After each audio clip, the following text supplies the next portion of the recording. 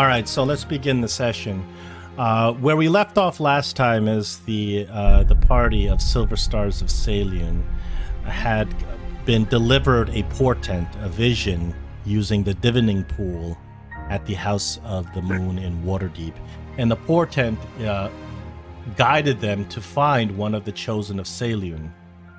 Justine, the High Priestess of Selune, goes to you, Dolrak, and says, find him. He says, convince him to join you. He says, he is a chosen of Selune.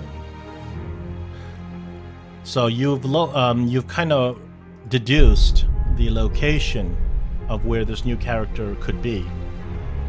It's the town of Bree, but we spell it differently, as you can see.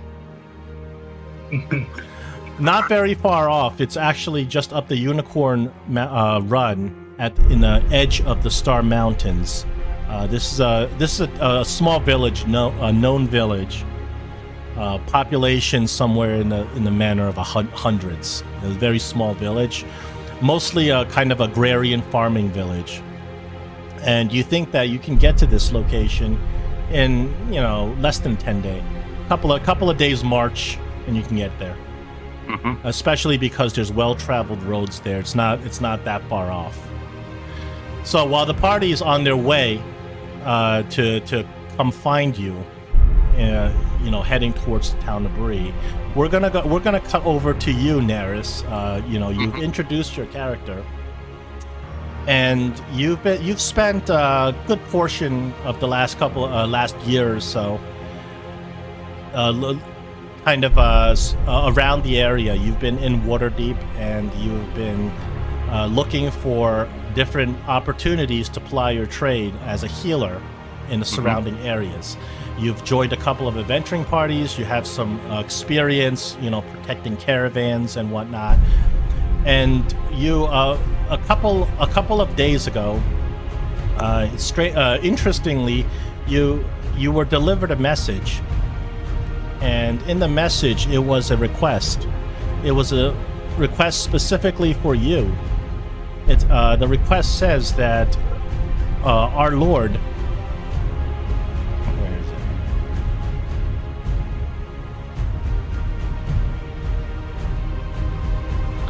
Our Lord Parison of the town of Bria requests your services. We will pay very generously.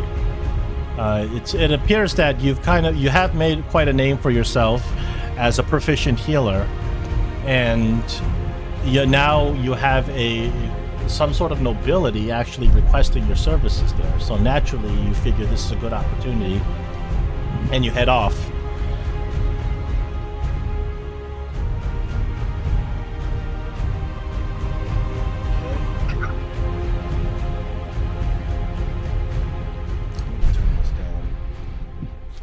And you head off, you pack all your things and you head off to the town of Bria. On the way, it's fairly uneventful. It's it's autumn in the Sword Coast, so it's pretty chilly. But the roads that you travel to get to this town are well traveled. Even the forest that the town is in is well known. And the town is also very close to the High Forest where you were born and you were raised, so you know this area pretty well. For the time being, it's been free of any threats or monsters, so it's an uneventful journey. And after about 3 days of travel, since you already know the back roads, you arrive in the town of Bria. Now, you know of this town, but you've never actually been there.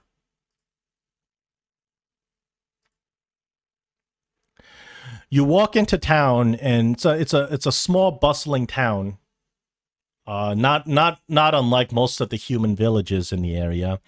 You look around and you ask a kind of a pleasant farmer where you can find this Lord Parison, and the farmer points to a manor house on the very top of the town. It looks to be a kind of a rich looking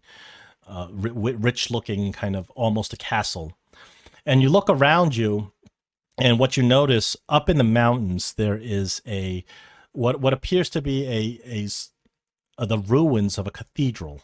It's nestled inside the Star Mountains, and you can see that the town actually has a path. If you were to follow the path down the town, it would lead you to that cathedral.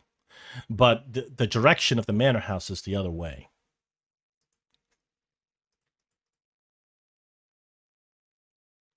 Well, I guess the Naris will head off towards the manor house to find out what it is that Lord, whatever his name is, there it is, Parison wishes Lord me to Parison.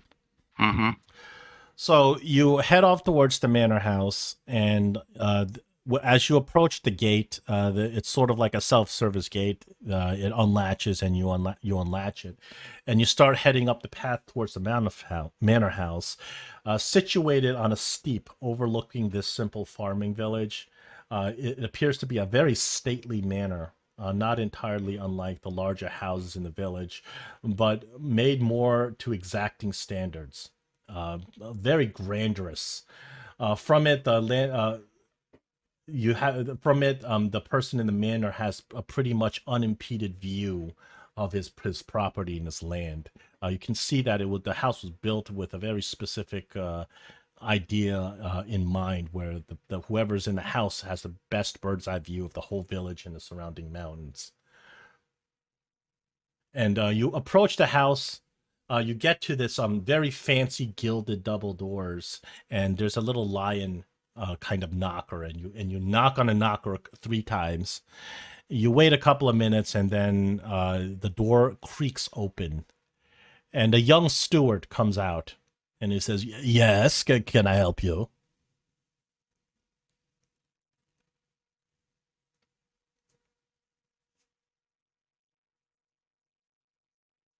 That's your cue. I was talking and I was also muted, so hang on. Okay. Well, yes, my good sir. My name is Naris Kuakese, and I received a letter from your lord, the lord of this manor, that he was in need of my aid. Oh, yes, of course. We were hoping you'd come sooner, but please come in. The steward, he's dressed in very fancy, noble robes, opens the door, gestures you in, and has you wait in the drawing room.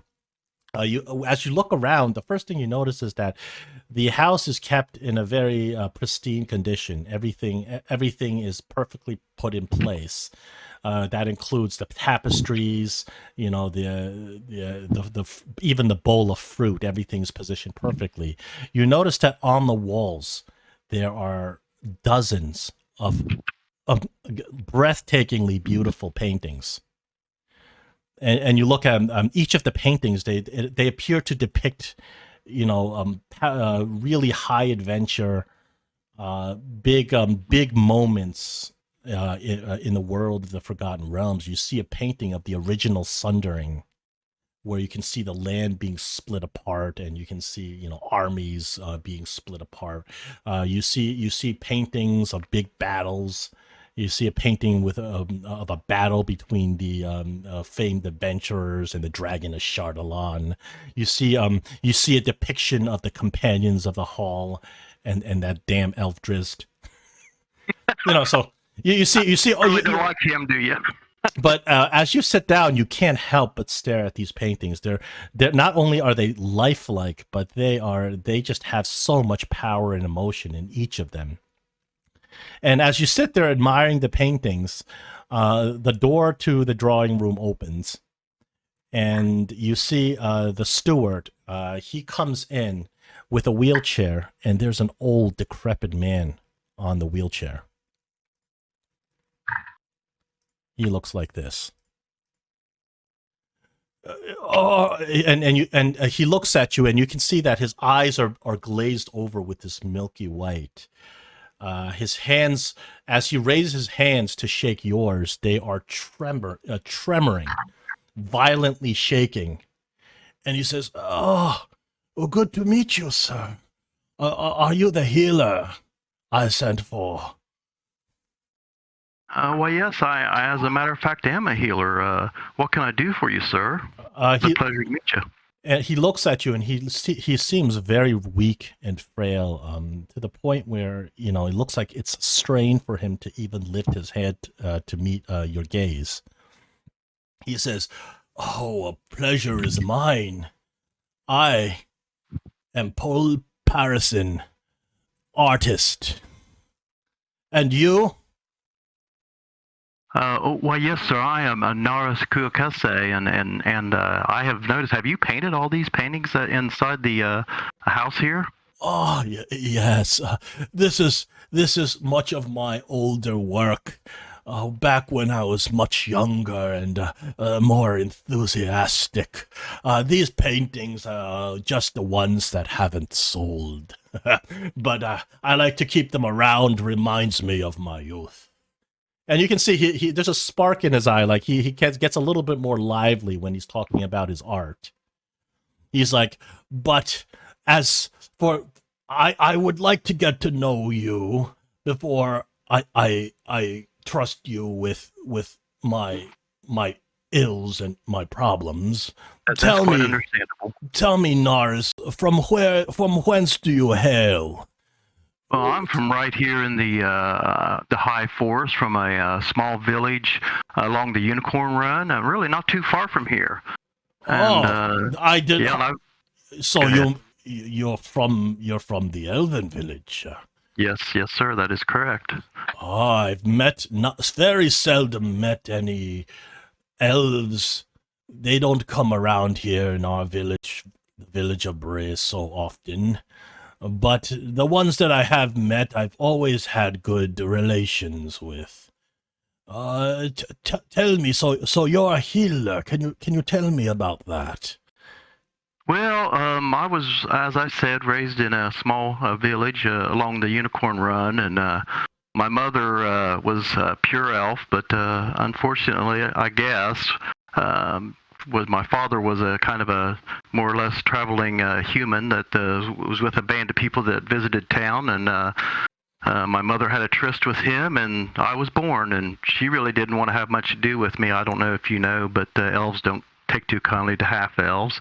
But my grandmother loved me dearly, and she taught me everything I know about healing. She was a adherent to our god, Narlis Andalar, and she learned many ways of healing people. She knew how to fix herbs into healing potions, and she passed all this knowledge on to me. And as a matter of fact, she had a vision that one of her descendants would receive power from our God, and I believe that I am the one that received that power, and I've been traveling since then, healing people and doing odd jobs here and there, and I've become quite a proficient healer.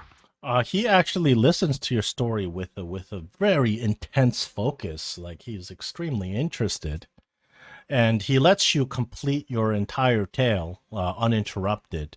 And after you actually complete your tale with a bit of satisfaction, having had somebody actually listen to your whole tale, he kind of looks at you like he's thinking for a moment. He says, "Well, that's fascinating to hear of your healing powers from a divine source. Tell me, do you believe that is where your healing abilities come from, or are you skilled in the arts of herbalism?"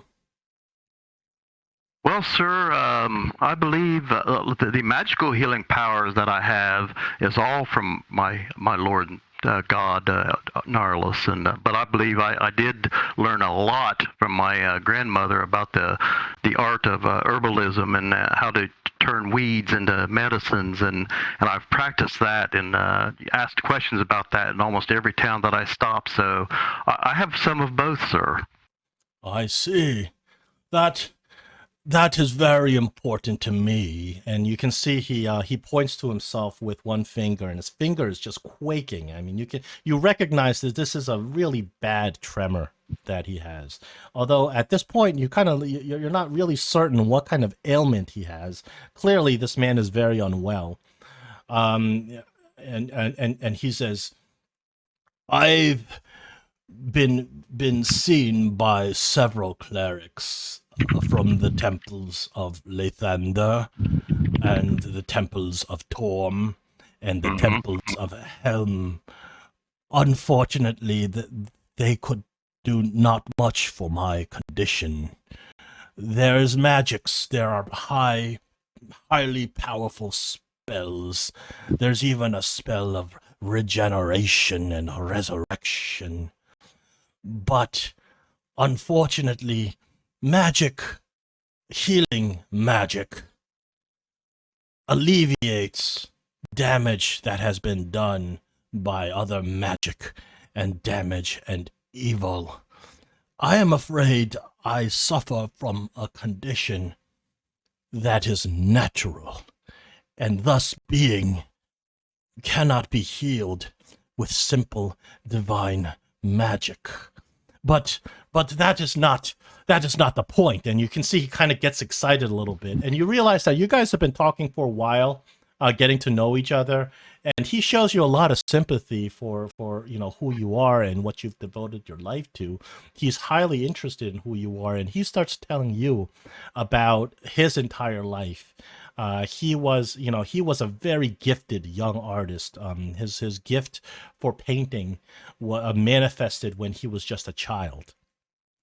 Even when he was a young child, he would paint little drawings on the wall. He came from a very poor family, and he in Daggerford, and he would paint little drawings on a wall, and they were so magnificent that everybody in the village would come in just to see them. And then all of a sudden, people started paying money for his paintings. His parents got him an easel. They got him painting supplies. They actually got him some training at the at the artist studio, and he just became an extremely prolific, very famous painter. He was well known across Faerun during his time, but that was decades ago. At some point, he stopped painting altogether, and he's taken all of his riches, and he's kind of just become a recluse living here. And he says, "You see, I was a prolific painter. I loved my craft. I would get inspiration through my dreams, and when I awoke, I could not stop until I captured the magic."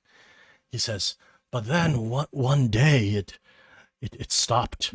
I no longer saw any dreams or visions. I still could paint, and I made fantastic art, but it didn't inspire me.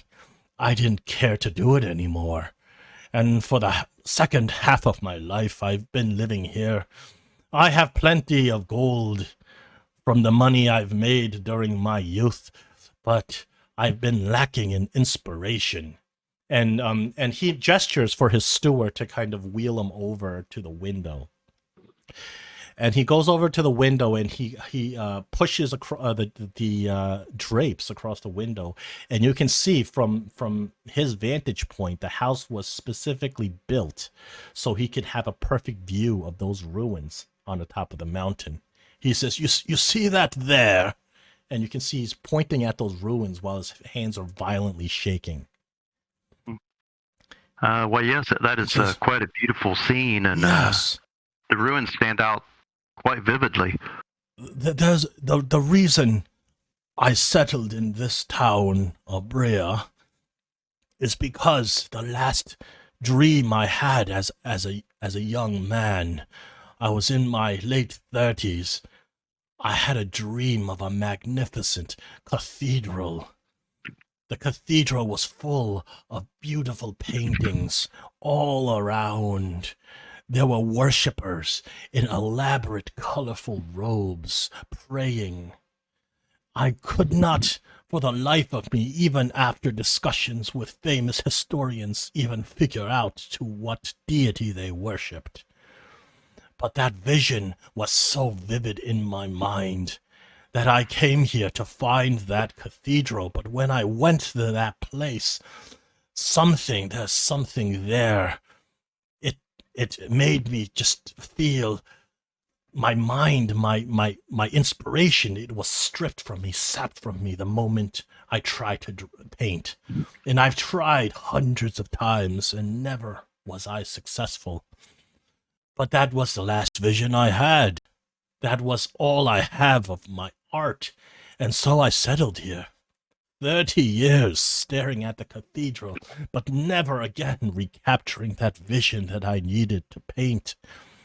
And he says, and then he looks like, and then now let's talk about why I asked you here.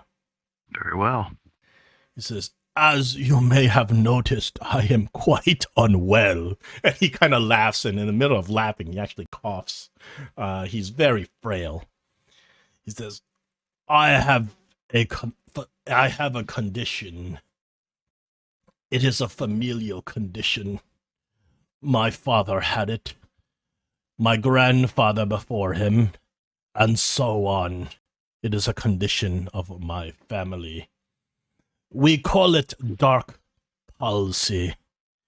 And this condition, it is not a curse. It is not a disease.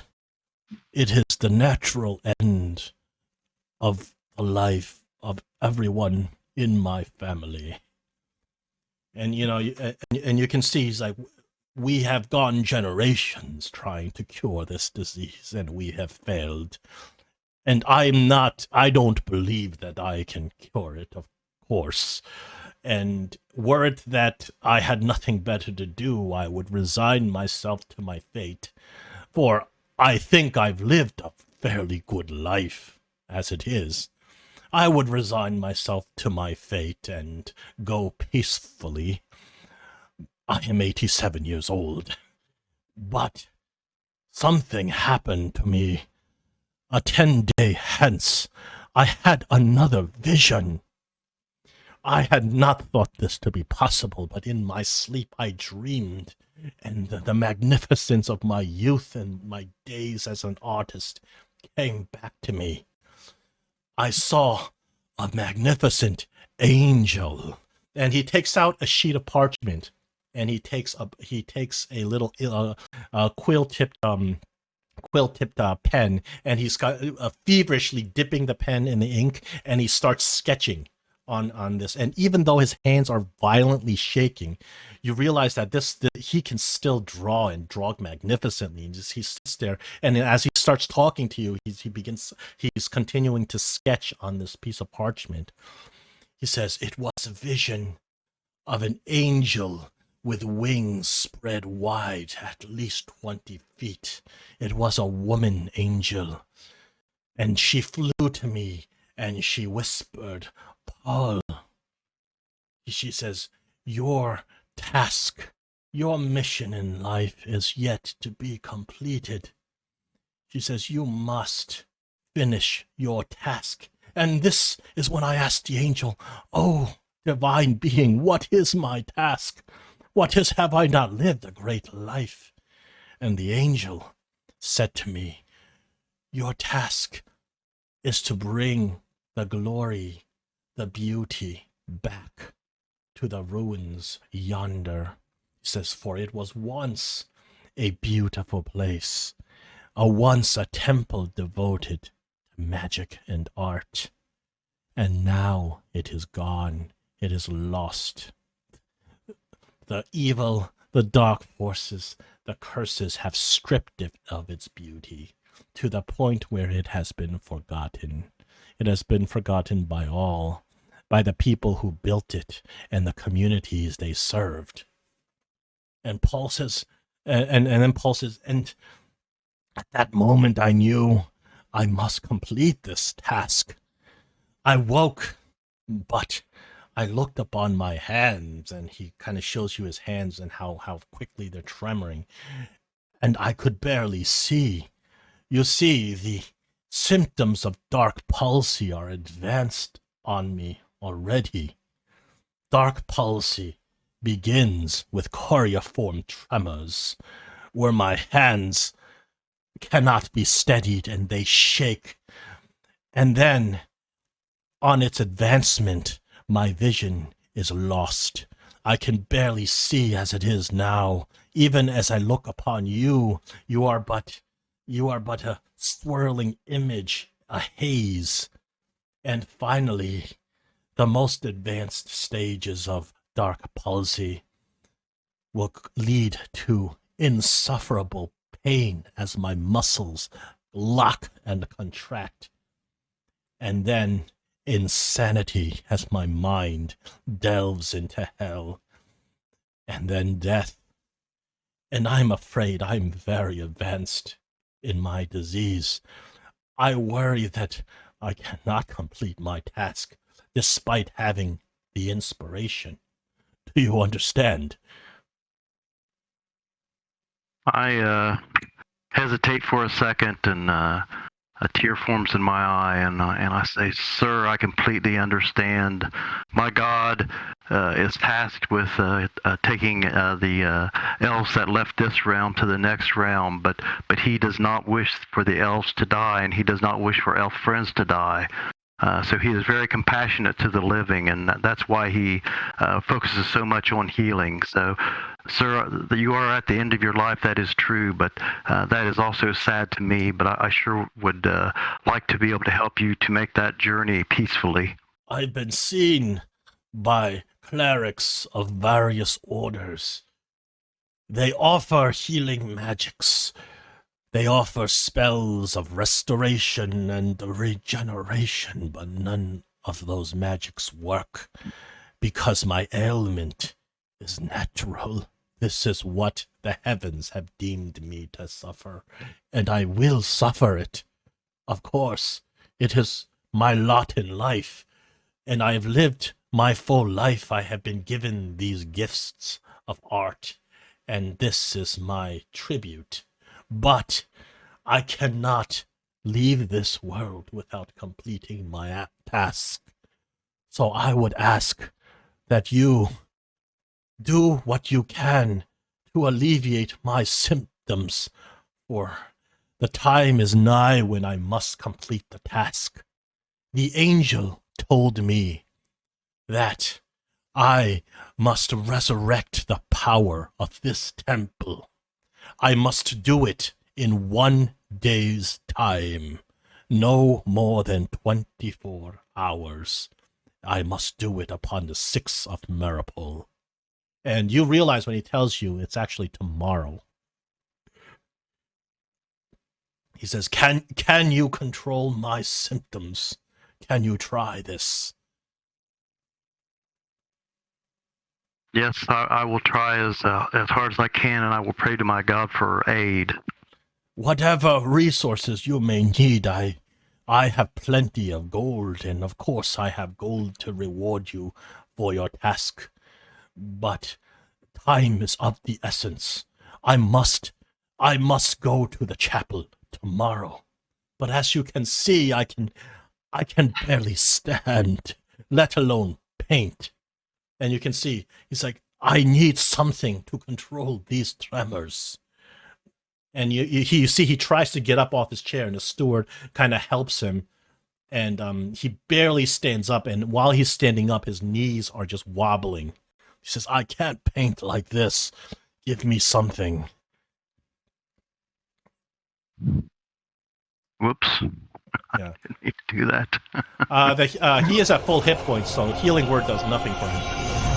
Well, He is at his full 5 hit points. His full 5 hit points. Yes. Unfortunately, as you may examine him, give me a medicine check. You have advantage given your bracers. Mm-hmm. No, actually, not the bracers give you advantage on the kit, not the check. Just a flat medicine check. Actually, it does say I get advantage on the kit or on a check, doesn't it? I believe it's just for the kit. I don't think it's for the medicine check to examine somebody. Dying creature or herbalism kit to create poisons. Well, that's bracers of defense. Which one does that? Your braces of defense, the elven braces of defense that your grandmother passed down to you. Yeah, and you told him a lot about your grandmother's, and he listened very intently.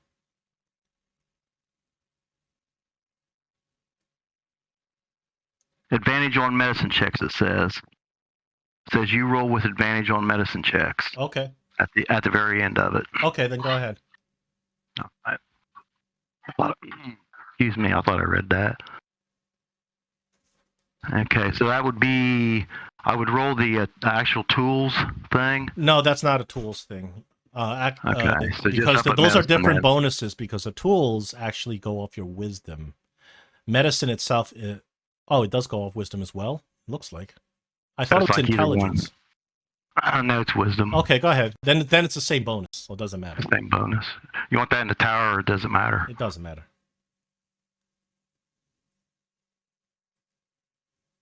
There we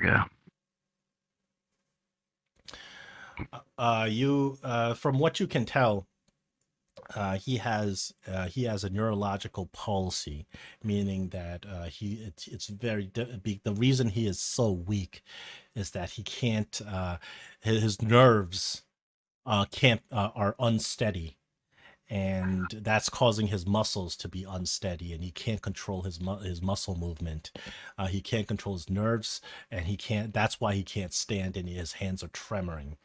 You believe that if you can find some sort of concoction that can calm his nerves, you can probably suppress these symptoms.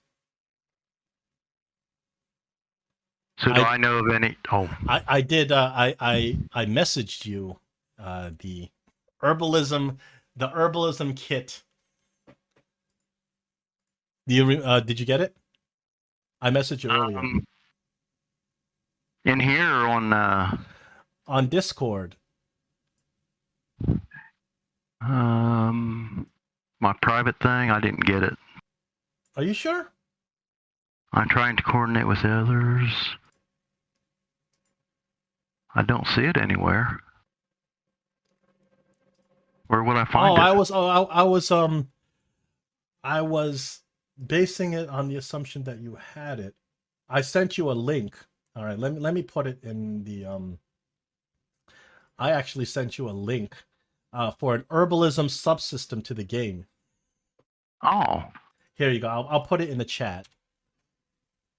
Okay. This is a huge subsystem on how to use the herbalism kit, because 5th edition is just so vague about the usefulness of these kits. Okay. So I'll just tell you, since just to expedite things. So you open your notes, because you have a lot of notes based on healing and how to create healing poultices. And through your notes, you recognize that there is a concoction. It is called relaxing bark. It's a certain type of bark and moss. And when you throw it into the fire, those within 10 feet of the smoke find their muscles loosen and their minds relax. You believe that this will help them. However, you need to go find the ingredients. Okay. These ingredients are found in the forest, which you have plenty of forest all around you. Okay. If you were to go and forage for an hour, you believe you can find some. Okay, I will tell him. So I have an idea on something to be able to help you out. I will need to go out to the forest and forage for the right ingredients, and then I think I can help you out. Of course, do what you must, but remember, time is of the essence. I will do it as quickly as I can. So Naris, you quickly excuse yourself and you go out into the forest, and you know where to look for this relaxing bark. And you start kind of you're along the side of the road, and you start checking up on all the trees to kind of strip, look for this bark. And while you're doing this, the party now arrives at the town of Bree. They're out in the outskirts. And Dolrak, you've led Clayton and Tafia down to the town of Bree, specifically looking for this man. And as a stroke of luck, you don't even get to the town of Bree, and you see this man wandering around the forest, kind of looking at tree bark. I'll walk up behind an elf that I see. I say, "Excuse me, elf. I'm Dolrak. I'm a paladin soldier from the Temple of Selune. For I am a chosen one. Who may I have the pleasure of speaking to?"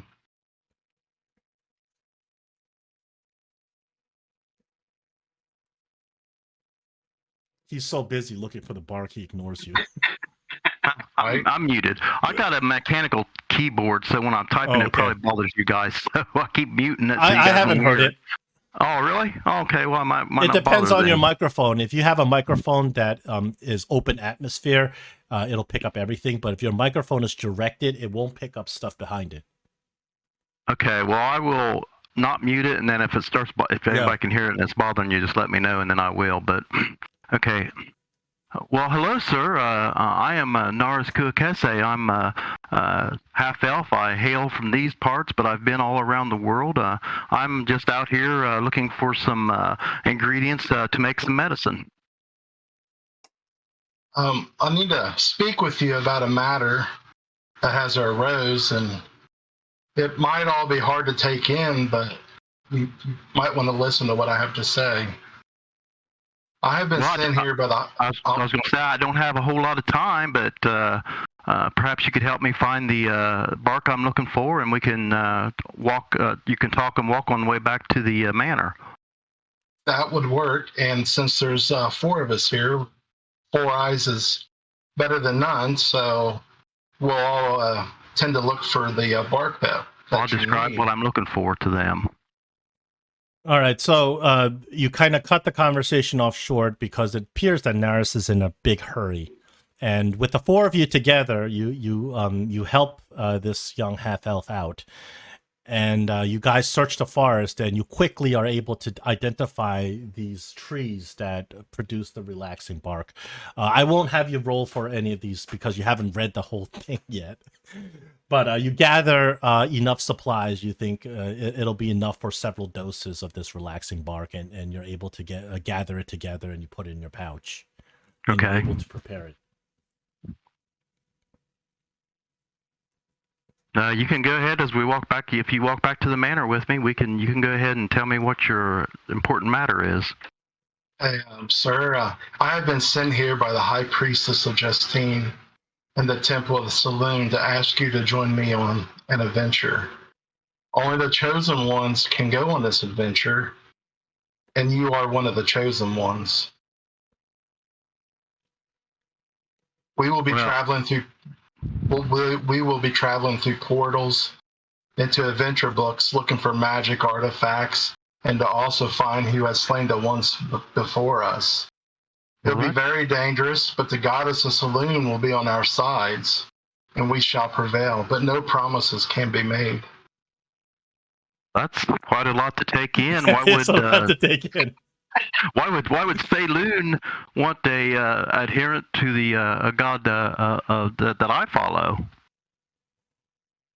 I do not follow her.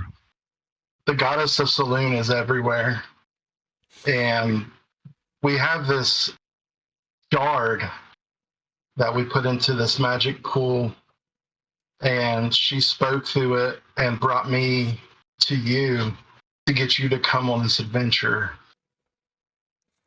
So you guys, as you're having this conversation, you get back to the manor house, and when you get there, the steward looks at the rest of you, but you kind of mentioned that they're with you, and the steward lets everybody in. Yeah, so they help me find the bark. Yeah, so everybody comes in, and the rest of you, now you guys behold the majesty of these paintings, and they're incredible. And one of the paintings you actually kind of point out that's very powerful and meaningful to you, followers of Selune, is you see a painting depicting an epic struggle between the goddesses Selune and Shar, where day and night are clashing in this magnificent painting. Armies are clashing, and you can see the visage of Selune and the visage of Shar powering these armies that are clashing, and it's in the middle of twilight where the moon and the sun are up at the same time clashing together. So you guys are highly impressed. And Paul comes out. He introduces himself to everybody, and once you've become acquainted, Naris, you begin boiling the potion of the relaxing bark, and you apply the fumes. And when Polis takes a dose of the fumes, you can see that his tremoring immediately begins improving. He's like, yes, this is exactly what I need. Yes, I can paint now. And when you do this, his hand steadies. He picks up that parchment that he was working on earlier, and in lightning fast, he immediately finishes it, and he hands it to you. Where is it?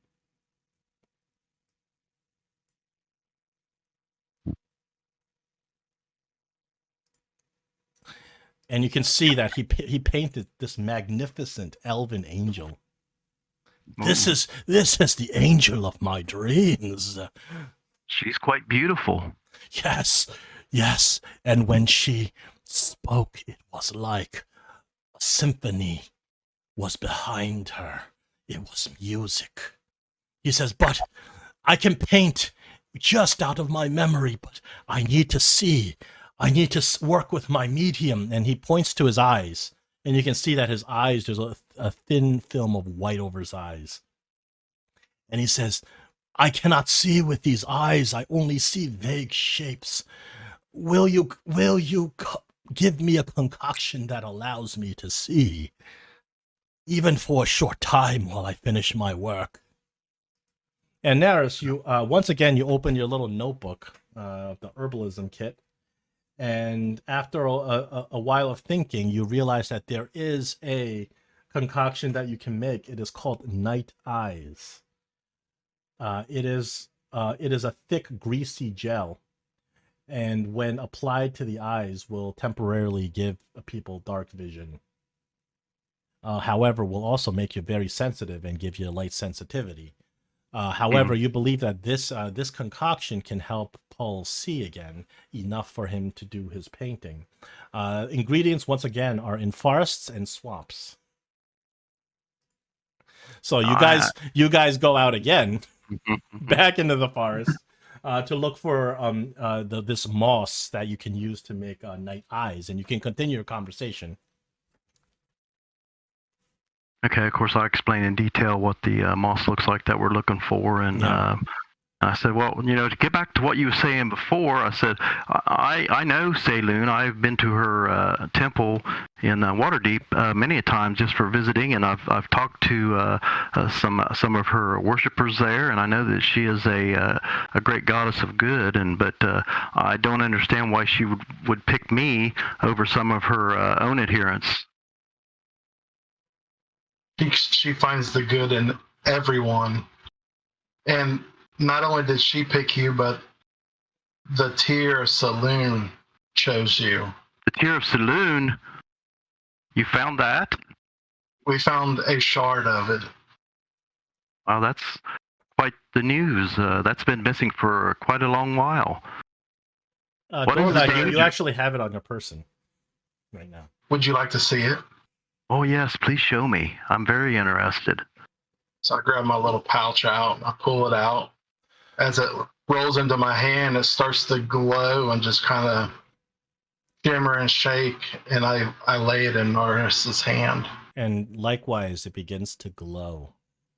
An effervescent, powerful glow as it vibrates in your hand, Naris. See, the tears chose you. My eyes go wide, and I look at the gem, and I look back at Dolrak and the rest of the party, and I look at it again, and I say, this is amazing. I was brought here to this part of the world for some reason. I felt like I needed to be here, back home where I haven't been for a long time, and then I just by accident meet you. No, it's not by accident. This is fate. I'm sure that I am meant to go with you guys. So would you, in the name of Selune, assist me? What'd you say? I'm sorry. I said, so would you, in the name of Selune, assist me with this adventure?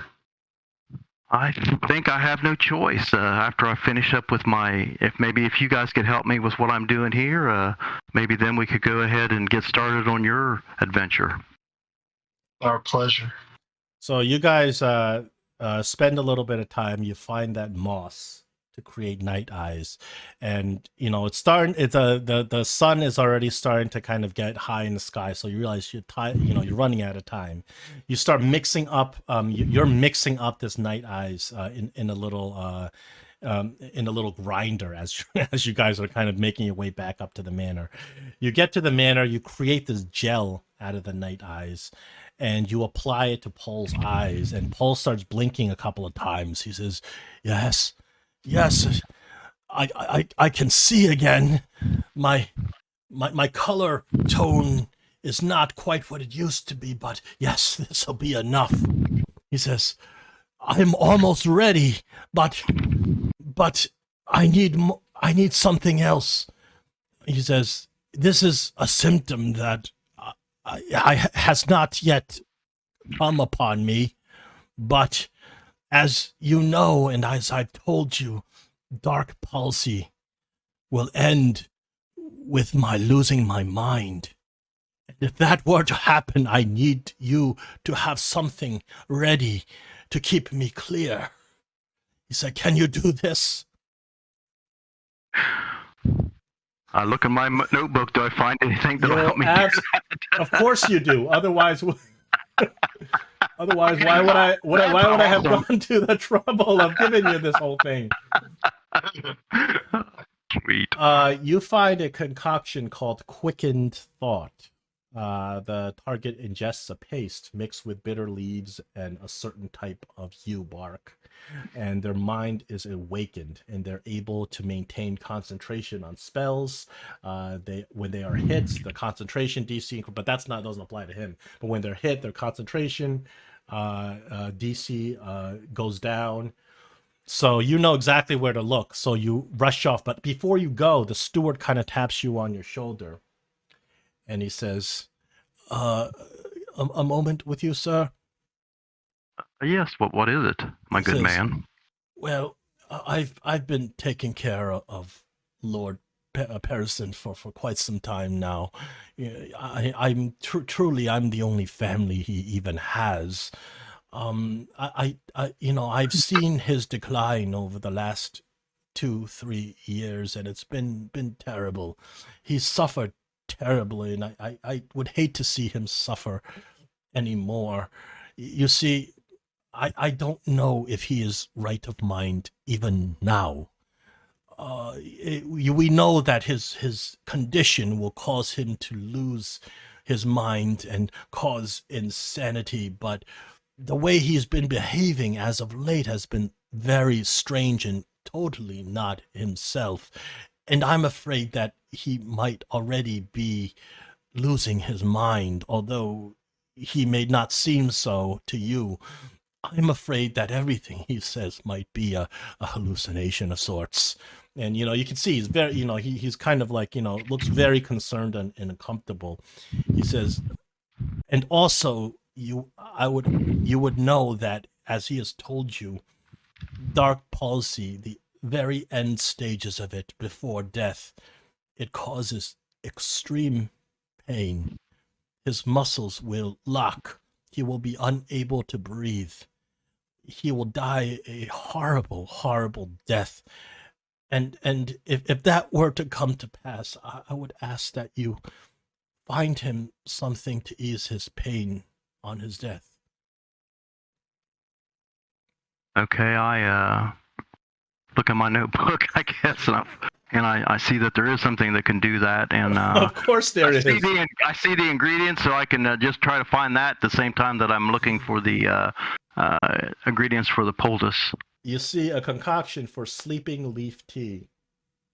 It of course makes the target unconscious and unable to experience any feeling, similar to the sleep spell. Also, its ingredients are located in forests and grasslands, so you know what you're looking for. But it will take you some extra time to find that ingredient. You realize, if you choose to go look for that ingredient as well, because it's a little bit more obscure. My nature tells me that I do want to ease him into death. My Lord does not like a hard death and wants everybody to be eased into death. So I choose to go ahead and try to find that too. So you guys go back into the forest, and this time it takes you a lot longer because you're looking for two different ingredients. One of these ingredients is a lot more obscure. So whereas you were able to find ingredients easily last time, this time it takes you quite some time to search. You find the ingredients you need for the quickened mind, the quickened thought, poultice, but the ingredients for the sleeping leaf tea are eluding you right now. Does anybody want to try to find it? Yeah, I would like to try to find it. Because I'm proficient in survival and medicine. I will accept a survival check to find this very rare herb, because you guys, you're running out of time. You're kind of, you're already on the clock, so you guys are a little frustrated. Can I get any guidance? Of course, you can do guidance. It's no. Okay, guidance and. Clayton's gonna help you the proficient with herbalism and kits himself. Okay. You're gonna help. You can help as well, but yeah. it's a difficult check. All right, so if he helps, will I get advantage? Yes, you get advantage and guidance. All right. Which one? Survival check. All right. There you are. Yeah, I think I got guidance on him.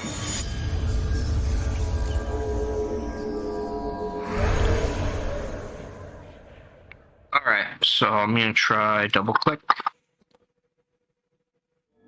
Ooh. Dropped a 1 now, kid. Oh yeah, good thing you used help for me to give me advantage. You find some of this sleeping leaf tea. However, it's taken you several hours. It is now evening by the time you get back. You find it on the very edge of the river. You had to even get out of the forest to find it. But you did find it. Unfortunately, you've spent a lot of time, looking for these ingredients, but you finally make it back. Mm-hmm. And as you make it back, you can see that Paul, having used your poultices to suppress his tremor and give him vision, he is dressed. He has a huge pack with dozens of paints and brushes and artist supplies, and looks like he's ready to go. As you get back, he says, "I must complete my task in one day. It starts soon.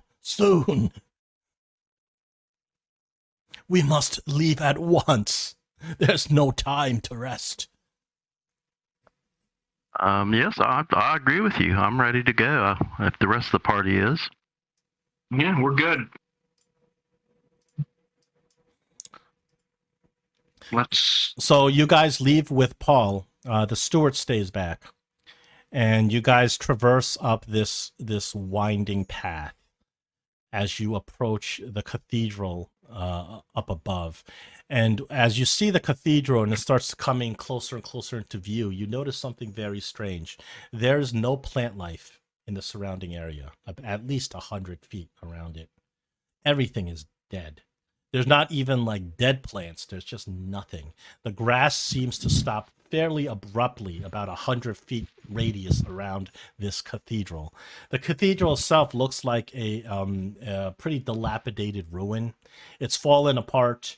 The original kind of holy symbol that usually is placed above a cathedral to indicate which deity it worshipped, that symbol has been either torn down or has fallen down over time. As you approach the cathedral, so it's a very big cathedral, and you get to its front doors. You look around. There appears to be this thick layer of grime everywhere, all over the cathedral walls, over the cathedral windows. It's this Icarus deep green kind of looking material. And Paul kind of looks around. He says, Yes, just it looks just as it did last time I came here. How long ago was that? Years ago. I use my channel of divinity, nature's wrath, so I can spruce up the outside and make some vines and stuff grow. You make some vines grow, but right after they grow, within minutes, they start withering. There's something dark at play here. So is the holy symbol there and obscured by stuff, or is it just missing? You climb up. You kind of climb up a little bit to look at where the plaque of the holy symbol should be. Normally, in any temple, they would put a plaque of their god, this holy symbol of their god, right in the front doors. Sometimes they even put like even more demonstrative plaques on the ceiling or on the tips of the spires and stuff.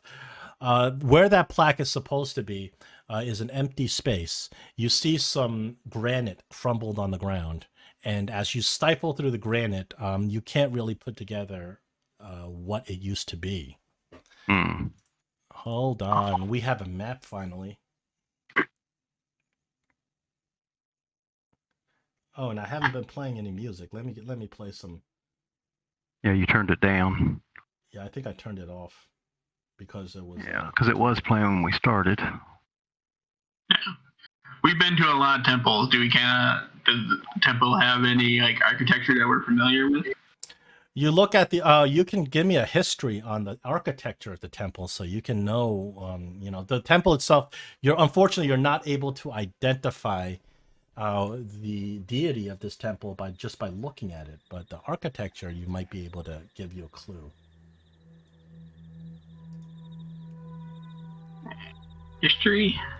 History would be the most appropriate. Not religion? It's not religion because there's nothing religious going on. There's nothing religious that you can recognize.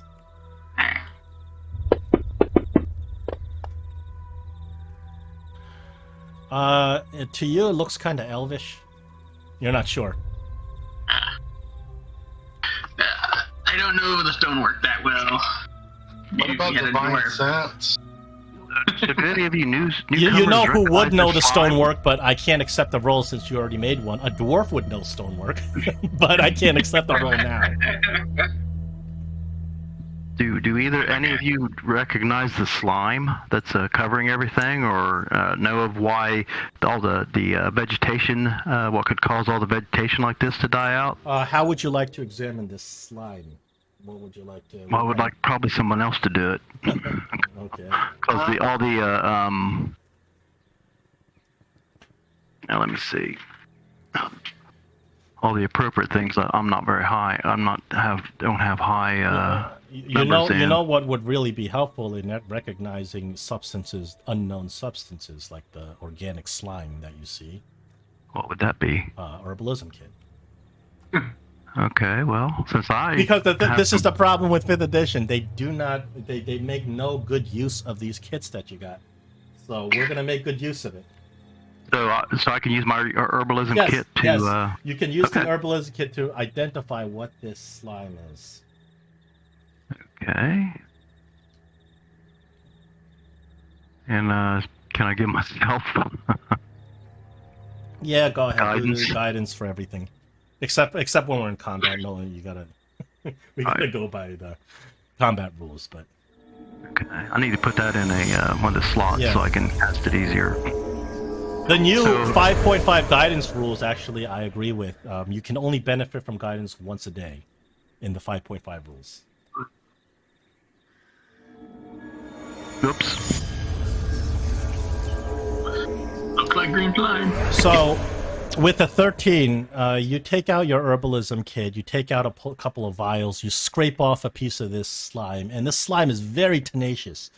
It's sticky, and the bottom layer is a thick resin. The top layer is this sticky, nasty goop.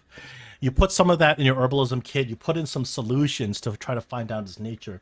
You do know that You don't know what this slime is, but you can tell that this slime is sort of an acid in nature, that it will dissolve things. But as to any further properties, you're not really sure. Is the slime also like scattered around in the where the plants are dead and stuff? Yes, there's patches of slime where plants aren't just dead. There are no plants whatsoever, and the ones that Dolrak tried to create immediately withered and died. There's patches of this slime. There's a bunch of dead leaves that have blown in from the forest itself, but the trees themselves and things like they're bone dry. They look like they're fossilized. No vegetation has grown here for a long time, and doesn't look like it's able to grow vegetation. It seems like the land itself is somewhat poisoned. Okay, I would like to call Kugu and ask him to go in and look through his eyes and his ears inside the temple, the cathedral, whatever. There's a broken stained glass window, you can see right there. But Paul looks like he's chomping at the bit, so he runs right forward. And without even consulting you guys, you guys can't even see him. I'm sorry. There he is. Oh yeah, I was gonna say, where's he at? So he is so excited, he just swings the door open and runs in. Yes. So far, nothing's killed him. Can you guys see him? Paul. Can you see him? Okay, there you go. Yeah, He sure was fast. Oh, that's door lock. Yeah, the door should not be locked. No, he just puts all his weight behind the double doors and just thrusts them open and runs in. Did you close the door behind him? There you go. I did.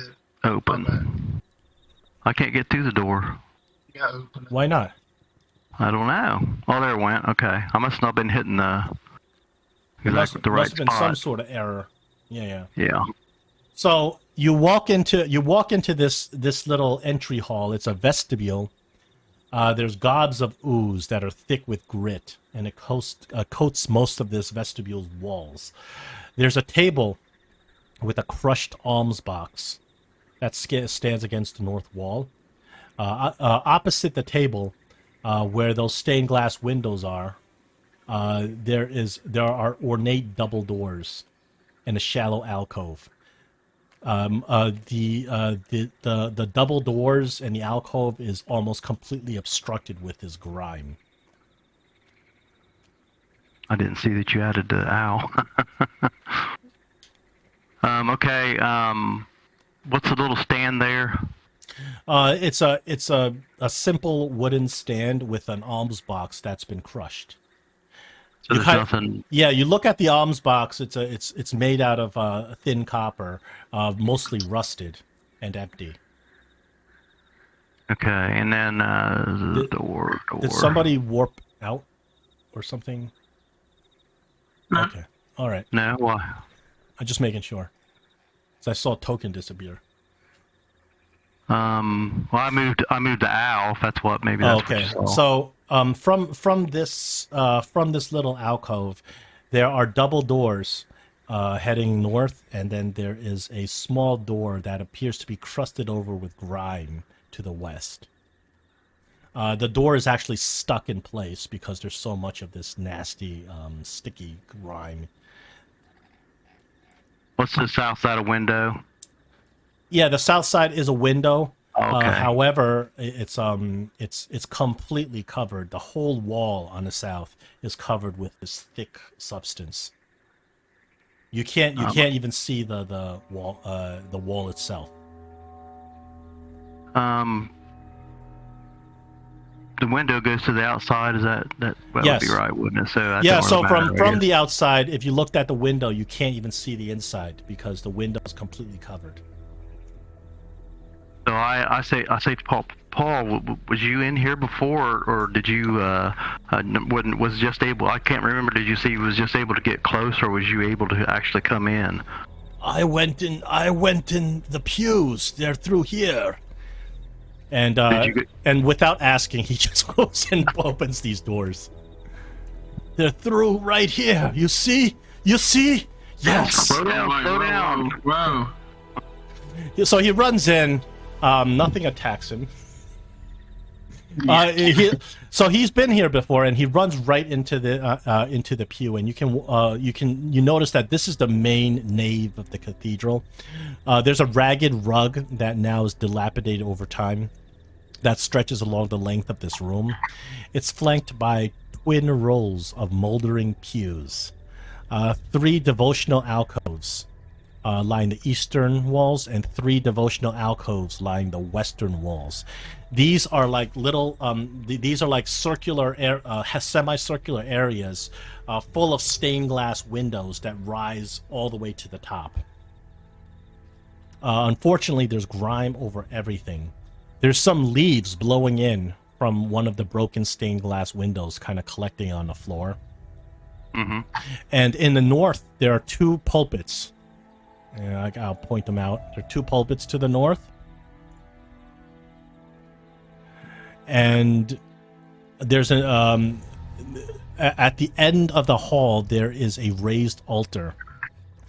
There's a little bit of natural moonlight that's coming in from above, that's filtering into the room through a kaleidoscopic haze, because it's filtering through a little bit of the stained glass, a little bit through holes in the roof.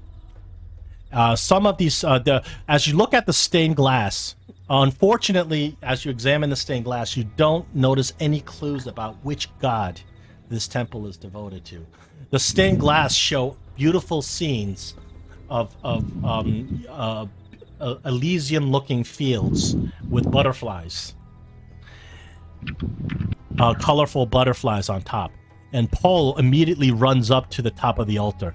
He says, "Yes." Surprisingly, the wall behind the altar is bare. He says, Here is where my work must be done." And he immediately starts setting up his painter supplies. He says, I will paint a magnificent mural, one that will be lauded by angels and mortals alike. Yes! And he's as giddy as a school child.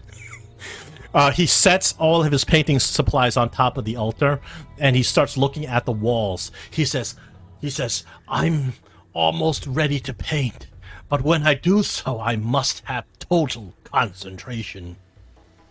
He says, whatever happens while I paint, whatever evil forces arise, you must protect me. Just let me finish my work.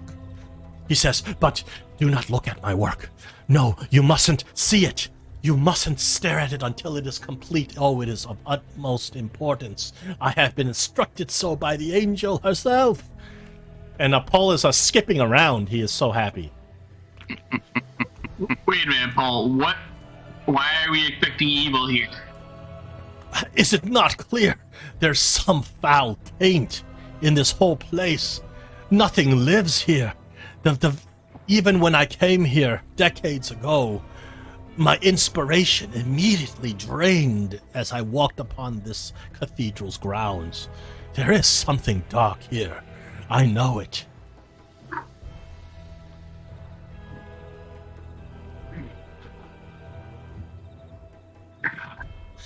Did you give him the concentration medicine yet?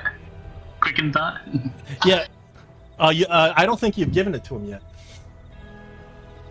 You need to concentrate for his painting, right? Yeah, well, I'll walk over and hand him the concentration medicine then. He laps it up greedily as he starts preparing his painting materials. It's going to take him a while for him to finish preparing the painting materials. You guys are still looking around. Is there anything in these pulpits? You search the pulpits, but as far as you can see, they're bare. So you can also see as you get to the edge that there are 2 rooms to the left and right. separated by the main chapel by a door and decorative half walls. So you can look over this wall. It's not, it's not like the wall. You can see right over this wall, and beyond this area, there's two stairways, one to the left and one to the right, both leading down. You think that it leads down to the church's undercroft. Most churches have that to source supplies and the like. Also, that's where they keep their dungeons and crypts. If the church were to have a dungeon. Catacombs and labyrinths. Yeah, if they would have something like that, this would be the entrance to it. There's two entrances, one to the left and one to the right. You can see them readily just because it's not a full wall, it's only half wall. Could we check the pews for maybe books or anything like that to try to get an idea of what this temple is all about? You search around the pews. Unfortunately, they're they are empty. There's nothing in them. It seems that the last time, whenever the last time this church was even used as a church per se, it must have been cleared out. Is the slime inside the church also? Yes, it's all over the place. Little blotches of this this goop everywhere. So, Sir Paladin, aren't you able to detect whether there's evil undead around? Maybe perhaps you could help us out with that. Yeah, I can use divine sense. Your divine sense will recognize undead, fiends, celestials, correct? Yes. You sense none of those things. Noxious odors. Noxious odors, that's not part of divine sense, is it? Well, that's natural sense. The presence of strong and evil registers your senses like noxious odors and powerful good. No, there's not the type of evil that your divine sense picks up in this chapel. So you don't think that there's any undead, fiends, or celestials in this chapel. Although, by physical evidence, this chapel is desecrated. Although you don't feel an actual profane entity doing it. So perhaps somebody must have attacked it and desecrated it.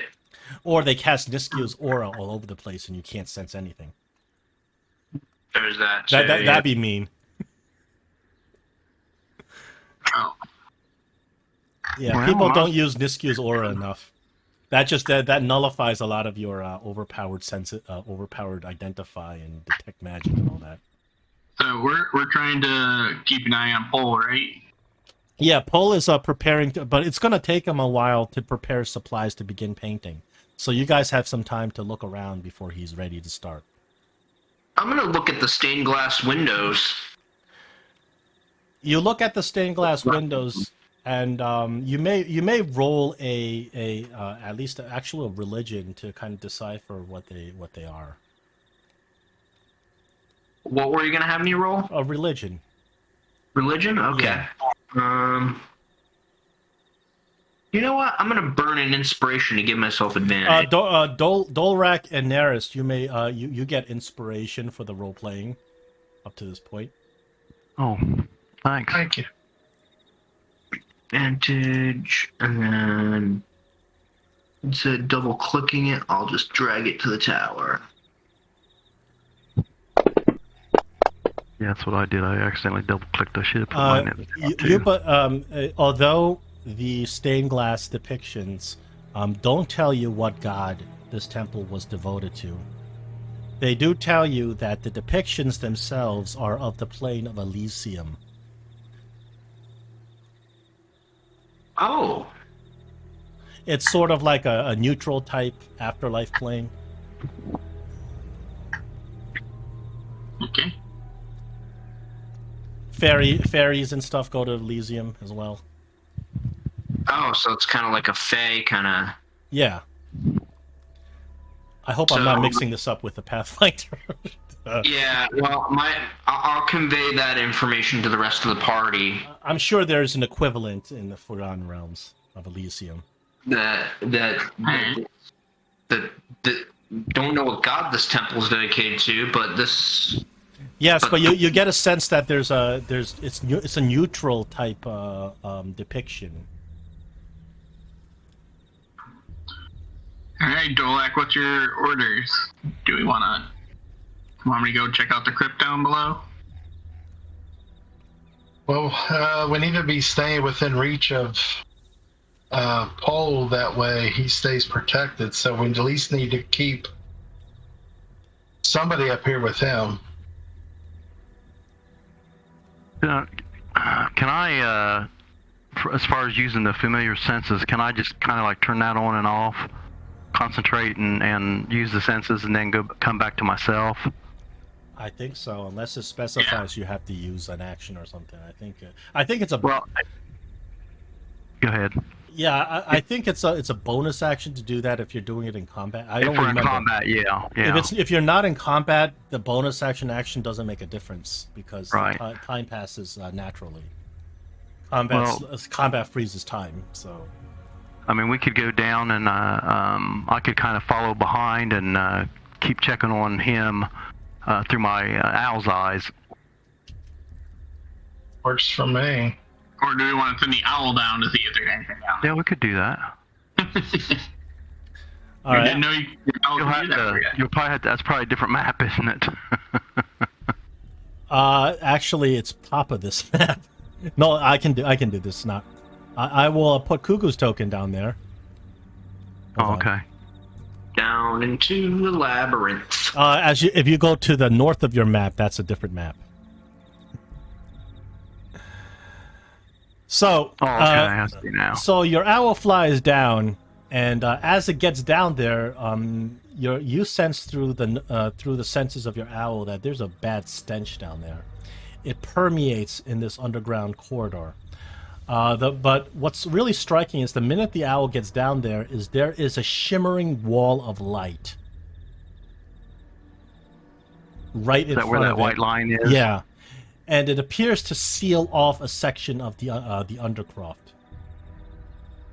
You can see on the other side of this shimmering wall of light, there's something very spectacular. There is a large chamber shrouded mostly in darkness.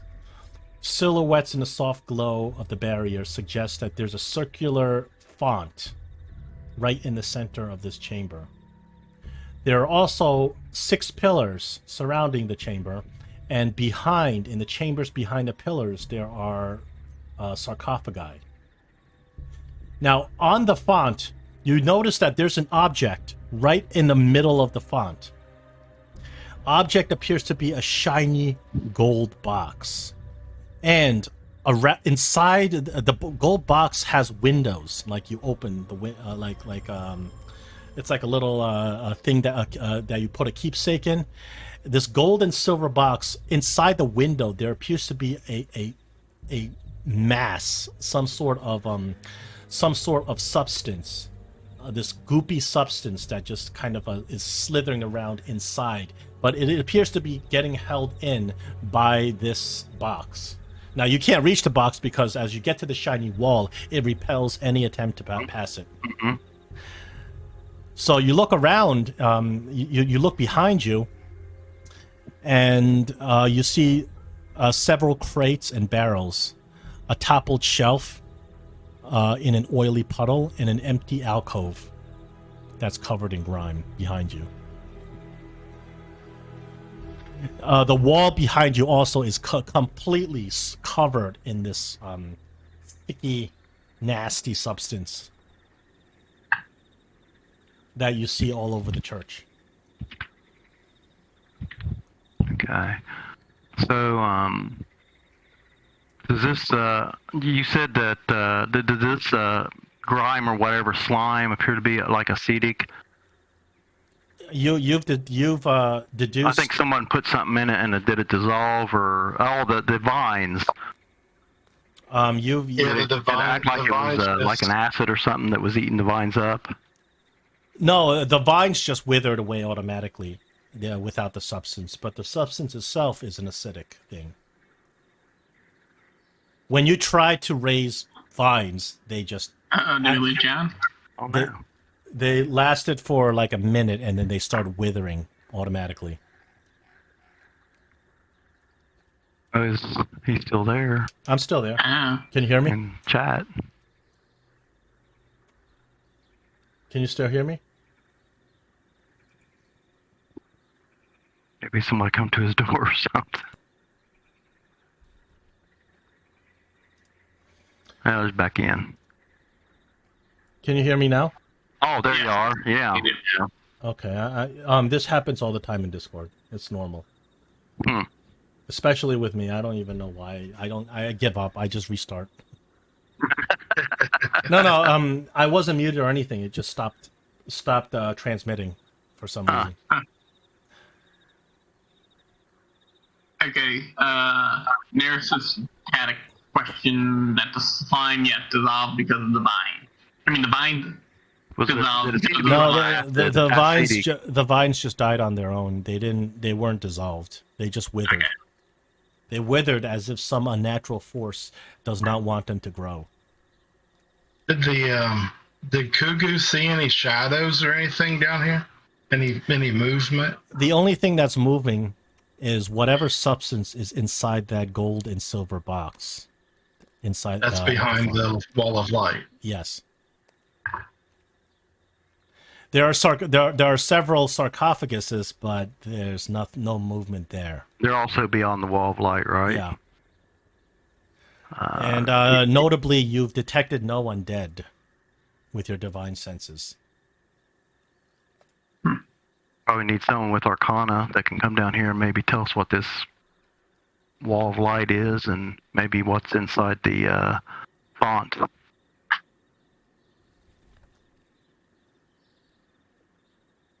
Who's proficient in that? None of us probably. I'm not. I'm Plus not. one. Anna. Well, For holy people. one of you can certainly try it. I'll accept whoever has the highest Arcana. I got Arcana. Mine's negative. Mine's +0. That's probably the highest. It's intelligence based. Whoever's got the highest intelligence. If none of you are proficient.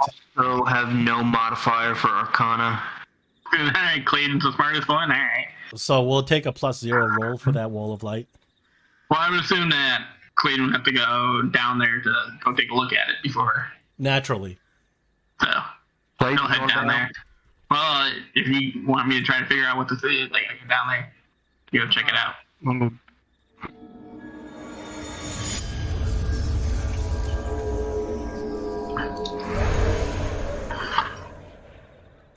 We've seen a lot of stuff, but hopefully you've seen something similar to this before.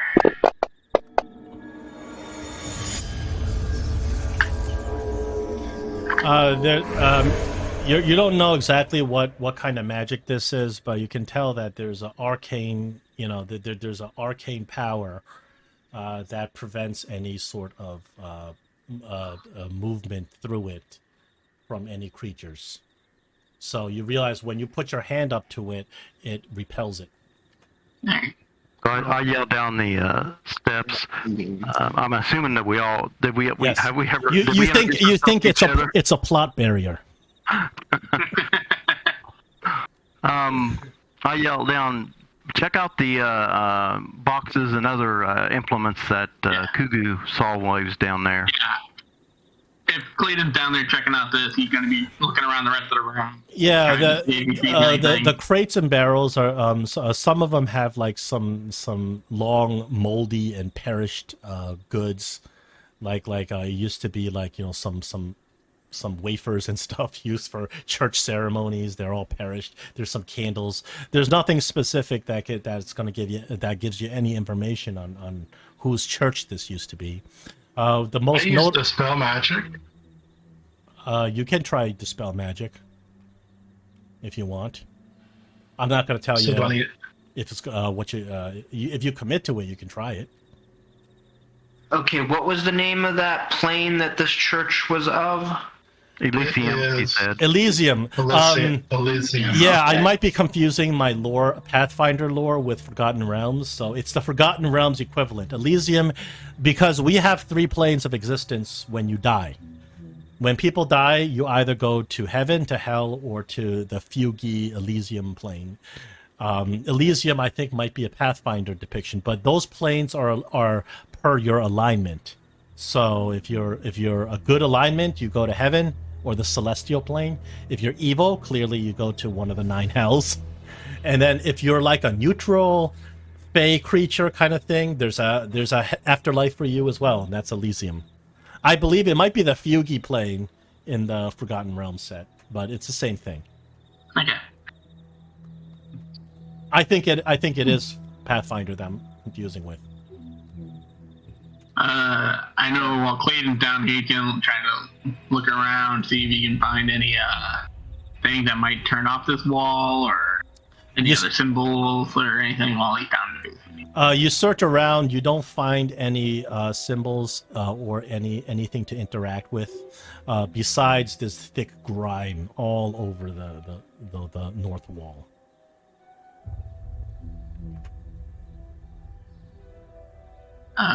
So can I come down and try to clean the wall off with my prestidigitation?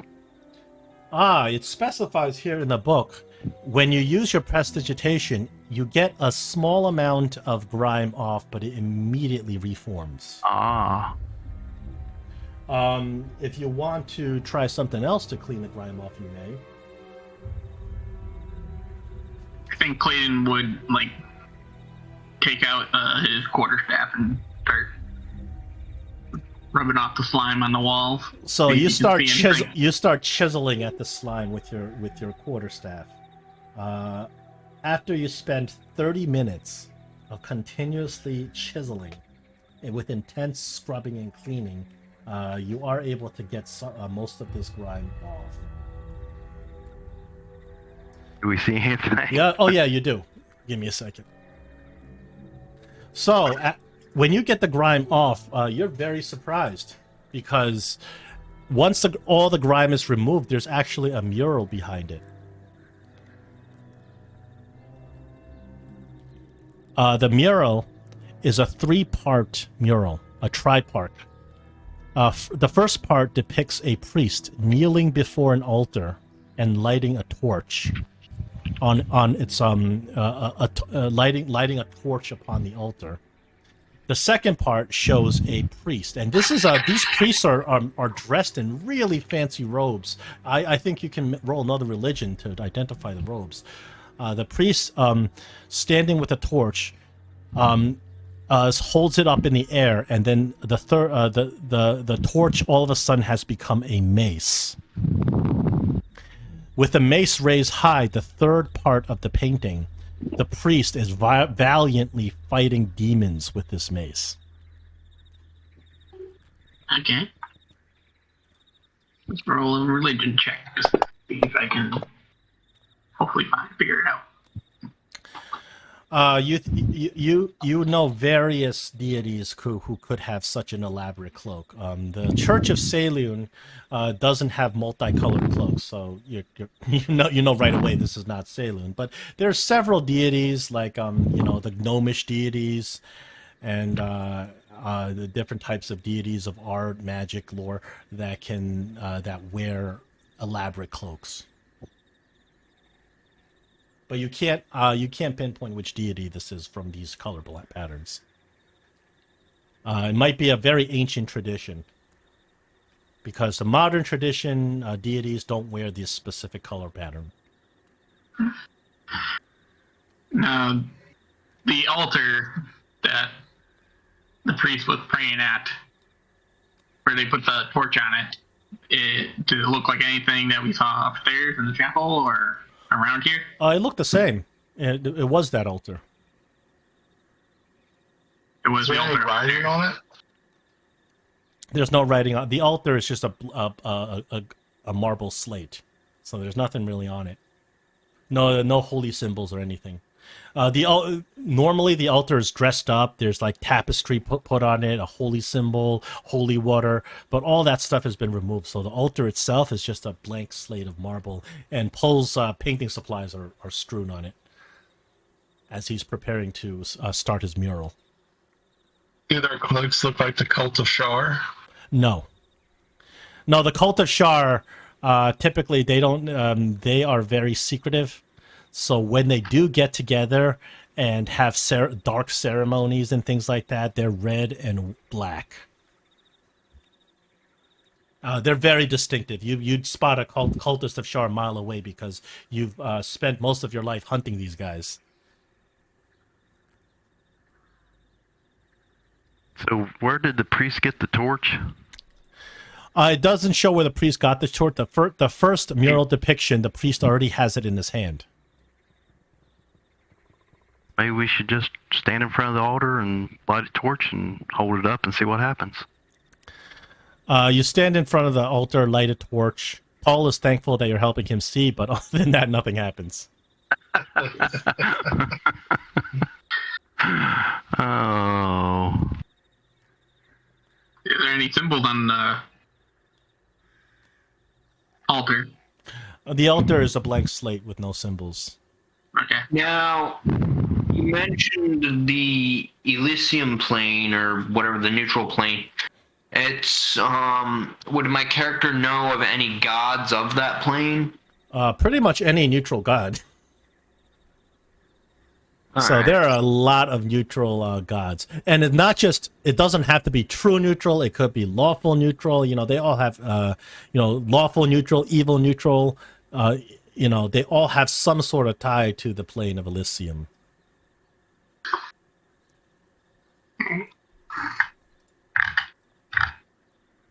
So is there any, on the fount, I was going to say, is there any kind of symbolism on the fount that we can see from the other side of the wall of light? The font itself doesn't have much anything on it, but that object inside the font, are you going down there? Well, you're looking through Kugu, right? Yeah. Yeah, I think you can do a roll on that one. For you, I would take a religion roll. Okay. Yeah,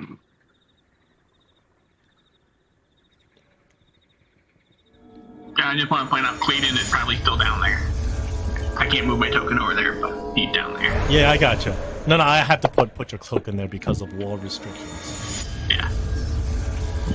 That object is an elven reliquary.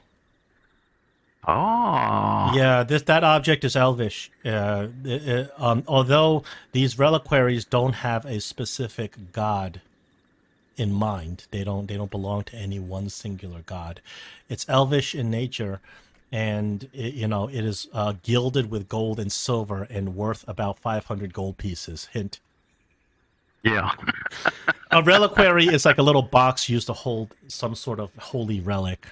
But however, inside the reliquary, there's a weird substance, a weird, black goop that appears to be moving, shifting back and forth. But these holy reliquaries, and this one is ancient, these holy reliquaries in the distant past were used by all sorts of elven deities, like like Corellian. And they would use these reliquaries to kind of as in holy ceremonies and especially placing in their holy relics and powerful magical items that are elvish in nature. But you can recognize it just because of your history and your experiences in the past that this is definitely an elvish thing. I think I'm going to go downstairs with what is your name? Clayton. Clayton, okay. Yeah. And AKA Olaf. yeah, okay, Olaf. I'm gonna. Can I try to use the mage hand to get through the wall of light? You try, but you are unable to cast mage hand beyond this wall. It just simply doesn't work. I like pick up a rock and try to throw it through and see if anything happens? A rock bounces off the wall. Oh. So should I try Dispel Magic, anybody? You can try it. Yeah. Do I gotta be down there with it? Well, yeah. Unless you have Scares me. another way of casting Dispel Magic. I'm gonna use Kugu. You He don't blow. know you well enough to let you touch him. You blow a spell. Keep an eye on Paul. So you use a level 3 spell slot to cast Dispel Magic, and it fails. Okay. A wall force out of game. Like It's a plot barrier.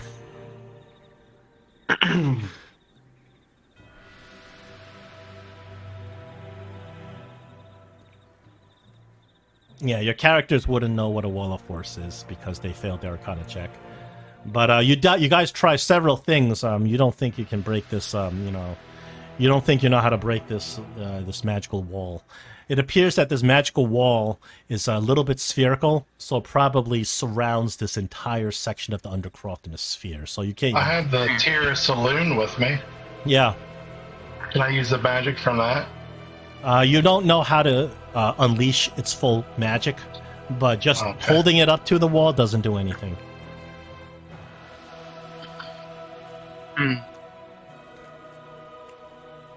Well, So these doors, what do they do along the side, on either side of the entrance into where the font is? Oh, those are just half. Like I said, they're like half doors. Half doors. Yeah, they're half. It's a half wall, so you can just look over it. The wall's like 2 feet high, and the door. You know how a church has like a little thing where the choir sits in the back? It's like one of those. Huh? They're saloon doors, basically. so it sounds like we're gonna have to go through one of these 4 locked doors behind Cole. That way we can maybe find different access. There's a door behind Paul. There's no. Yeah, there's 4 of them. Those are not doors; those are windows to the outside. Oh. So whenever you guys are ready, you can kind of stand vigil while Paul begins his mural. Okay. Yeah. For the time being, I'm going to leave Kugu down there. Just have him go sit in the corner. Sure. So we can be warned in case something happens down there while Can while you we're up roll here. me a stealth for Kugu if he's trying to be sneaky, he'd naturally be trying to be sneaky, I think. Does he have it? Yeah, he has a stealth.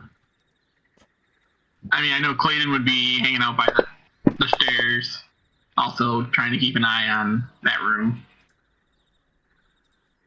All right, so now's a good time for us to take a little game break, and then we'll come You're back right. in a couple minutes. I was just So as Pole finally gets all of his materials in order, dawn sets in, peeking over the mountains as a steady stream of sunlight starts pouring in through the cathedral stained glass. And you can see that as the light sets in, you notice that all this grime all over the place, it's kind of giving off a greenish hue. Especially that alcove room that you came in, the walls are just full of green paint, and some of this grime is mixed in with this paint, the same color. Really kind of looks like a really nasty, filthy scene. Pole feverishly begins his first strokes. He starts, slapping them around. And you can see that, you're trying not to look because he told you not to, but you notice that he's kind of just making a mess. It's like a Jackson Pollock painting. And he just keeps screaming, no, no, no, no, no, this is not it, not it. He's like, I can't. And he turns around and he looks at all of you. And he says, you need to help me. What do you need? He says, this place, whatever it was once, something majestic about it, but it's all lost. It's an empty shell of it, what it once was. There's some dark presence here masking it. I need to know something about this place. I need to know what it once was. I need you to find me something about this place that tells me what it once was. Well, it has something to do with Elysium. We do know that. Yes, but I need more. What do you need? Something that identifies this place. Who were the worshippers here? What god did this place once worship? I need to know this. I can't paint without it. There is a requiem downstairs that appears to be of elven origin. Yes, that's helpful. And there's some type of mass squirming around inside of it, and there's also a wall of light down there that is keeping us from getting to it. Yes, more. So each of you may try to help him, however you'd like. You tell me what you want to do to try to help him.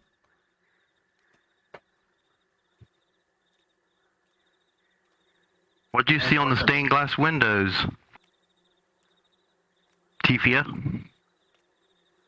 Depictions that seem that they were of origin of the that seemed of the Elysium plane.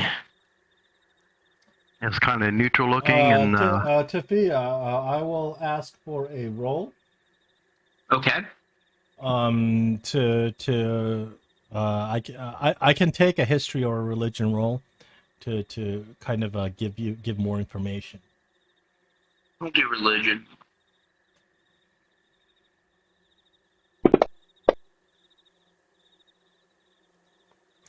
You're not able to discern anything else than you already know. Clayton, anything you would like to do to help? Clayton to talk about the mural down there that he cleaned off. That's what I was going to do. I was going to describe the mural and how it was a depiction of a priest at an altar praying with a torch. Then the torch and converting into a mace. I will take an insight check from you. Wait, don't do it yet. There, do you have guidance? Yeah.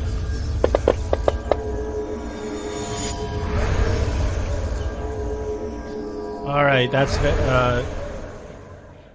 is very good. You know, when you describe that mural to him, you start realizing that the mural itself, depicts a holy ritual, and that summons the power of the deity of this place. The deity then bequeaths upon its summoner a powerful holy weapon to defeat evil. So whatever this deity is has to be something, it has to be a good deity because it's fighting evil. So telling him this, you feel, that there's something enchanted in this place. There's a powerful enchantment in this place, and you can feel there's some magic in this place begins to shift. And you are awarded a boon for the rest of this adventure. Charisma boost. I don't know how helpful that is to you, but it's something. You get charisma boost. Dolrak, anything you would like to do to help pull out? I would like to take him down and show him the mural. Maybe he painted it. You take him down to show him the mural. I think I'll take a persuasion from you. No, to kind of persuasion. Yeah, to kind of encourage him, because that mural itself is very beautiful. I'm going to do that with inspiration. So would that be the +2 or the advantage? Inspiration is advantage.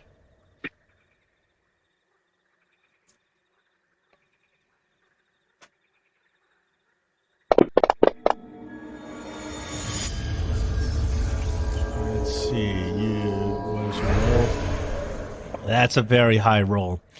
When you take him down and you show him this mural, you inspire him because he realizes that such a beautiful mural has been painted here in the past, he's able to recreate that kind of beauty. And he is inspired. You get also a charisma boost. There we go. Finally, Naris, anything you would like to do to help him while he's sitting there asking for anything that can give him an idea of what this place was?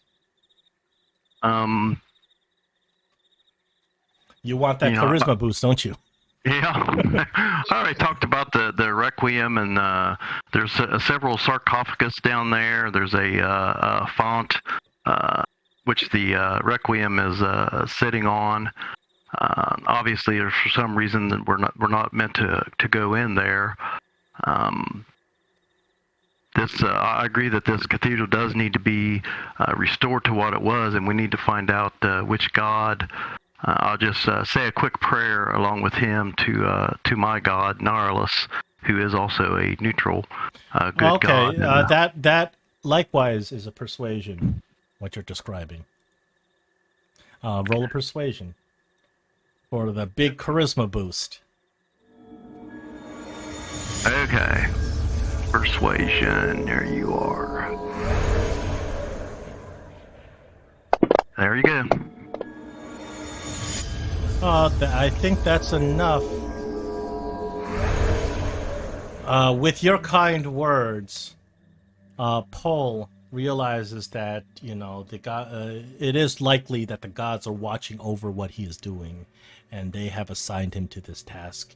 And you fortify his despair, and you get a charisma boost.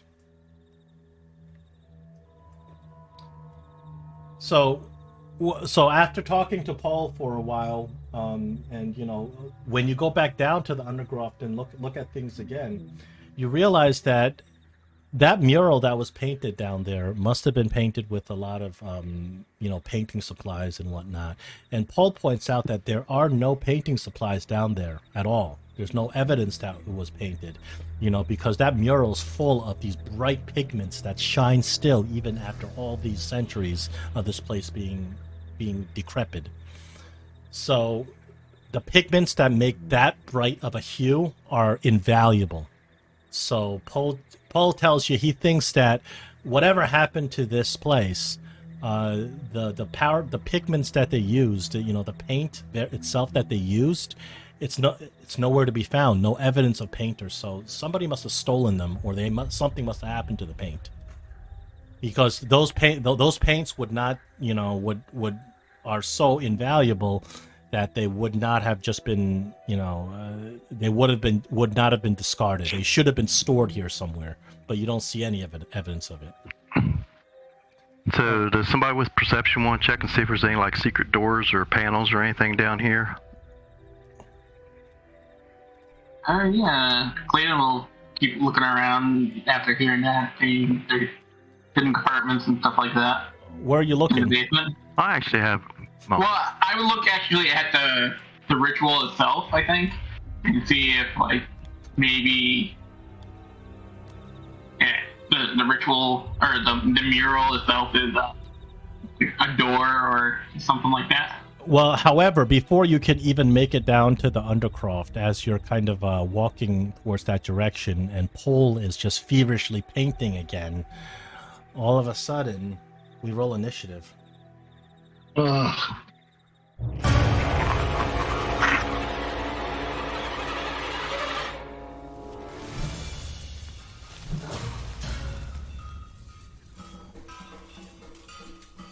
Did mine roll?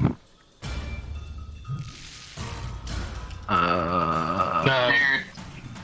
No. Again. There we go.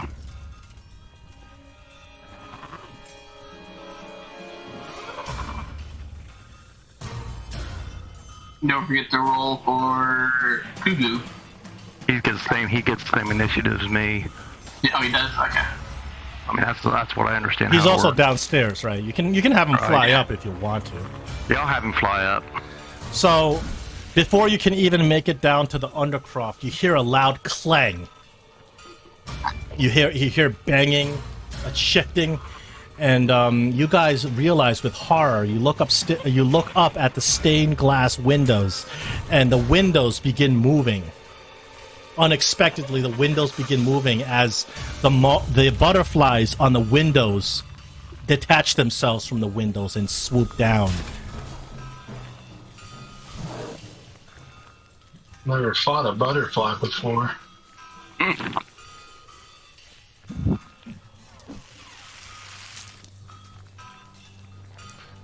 This should be visible. I don't know why.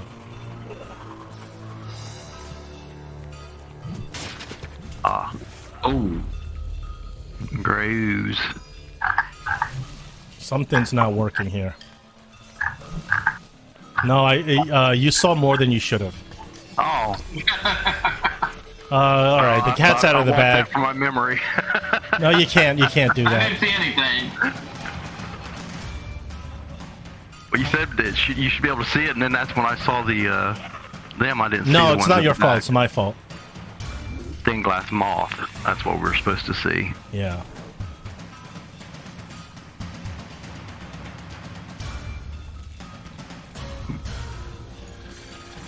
All right. One of these stained glass moths, the biggest one, this one is immense. So, Where's Poe? Paul is painting feverishly. He didn't put him back there. Yeah, he's not on the combat tracker. He's not participating right now. Oh, okay.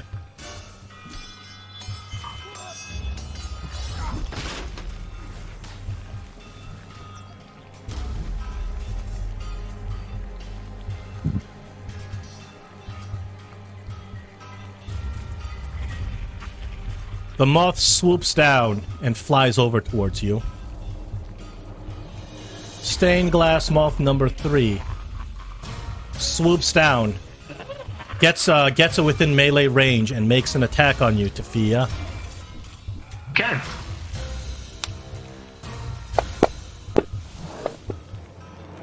He misses.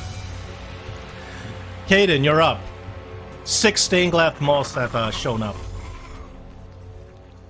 Okay. Alright, 1, 2, 3. This whole wall a door. The door's in the middle. And, Well, yeah. it's kind of highlighting the whole wall as a door. Is it? You can jump, you can leap over it. It's fine. Oh yeah, It's just 2 feet high, he said. Okay, yeah. Sure. Well, I can get all the way up to. He was only 40 feet away. I got 50 feet of movement up to. Let me put him in a square. There we go. I will come put myself over here. These things are being aggressive and. It's very psychedelic. Drop my sword to as my bonus action and my action.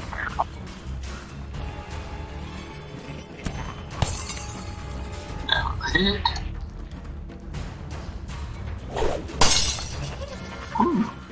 it. The glass starts cracking as you start smashing this thing. Back. Hit.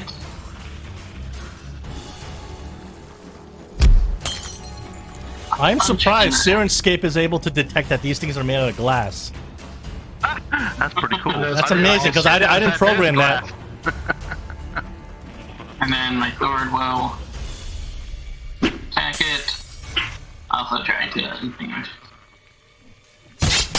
Wow, you cracked this thing, and you cracked the hell out of this thing. And that will be the end of my.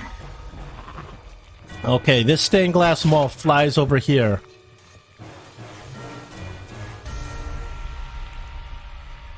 Let me see. It definitely got the distance. They seem kind of weak. A big shard of glass flies out of it at you, Clayton, with a radiant wing. It stays in the air, so it's unreachable. Like 40 feet up. You get hit by a radiant wing. You get max damage on that radiant wing.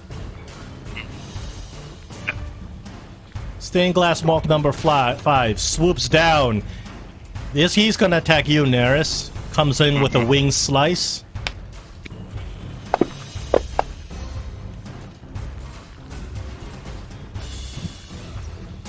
That's an attack. That's a hit on the wing slice. 6 points. He's got a second wing slice. Second hit on a wing slice. Ooh. Naris, you're up. I'm going to twin cast haste. I'll mark that off. I'm going to, my friends, I shall make you quicker. And I'm going to cast haste on Clayton and Dolrak. Don't forget to put the effect on yourself, so you're holding concentration. Yep. Okay. So I got the first one is haste effect. The second one is haste concentration. So that should put the concentration on. And here's Clayton already has. I think he already has advantage. Oh no, he's got evasion. Whoops! I put that on the wrong person.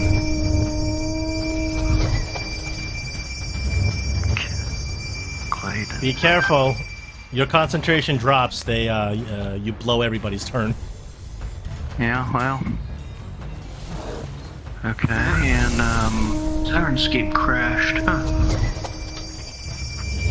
Oh, it did. It quit running. Yeah, I noticed that. Too much glass or something, I guess. It's still working for me. It just says you disconnected.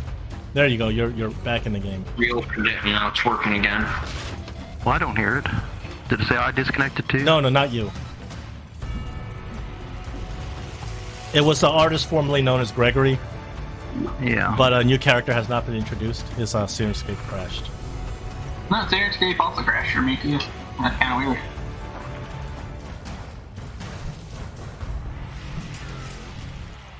All right, so your turns. Are you finished with your turn? Yeah, I'm finished with my turn. Do you have anything for Kugu to do? I want him to fly up here. Okay, I'll bring him. He can use the rest of this turn to fly up here, no problem. Okay. I'll bring Is him. anybody else's music messed up? That's what I say. It wasn't working on mine either. It's not that big a deal. Killing my ears. Oh. I don't have any music playing. No. Other than the Sirenscape music. Yeah, I can't get it. if you I think close it and reopen it. you can close Sirenscape and reopen it. I don't know what I gotta go happened. through Task Manager to do it. Oh, it hard froze. Yeah. Okay, that's all right. That's only secondary. As long as your Fantasy Grounds is still working and your Discord is Yeah, still we're working, good. that's all we need. Okay, I got mine back on. Sirenscape. Anything we're else on good. your turn, Naris? I have nothing. Should I pass? Yes, I should. You may take Kugu's turn. He had to use to fly up here. Right.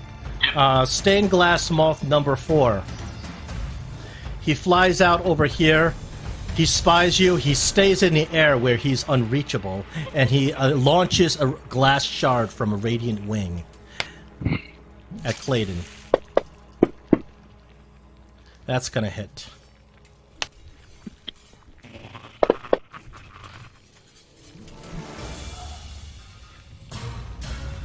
Typhia. Alright, well, I'm in melee range with one of these critters, so I am going to... I'm going to use my longsword to attack it.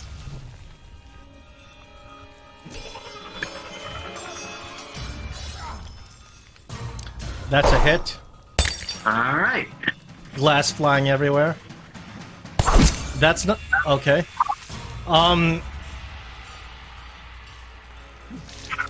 And then I would use my War Priest feature to attack again.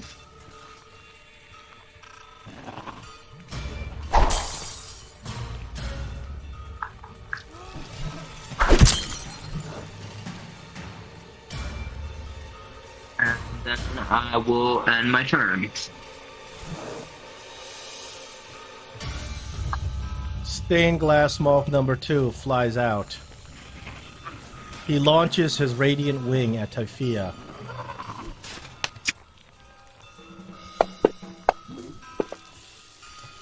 Oh, these stained glass guys, they're hitting a lot, even with a +4 attack bonus.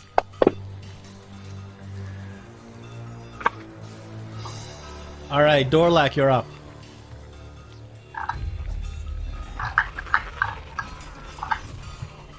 You're hasted, so Yeah.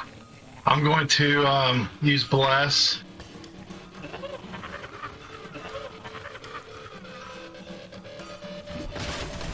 On myself.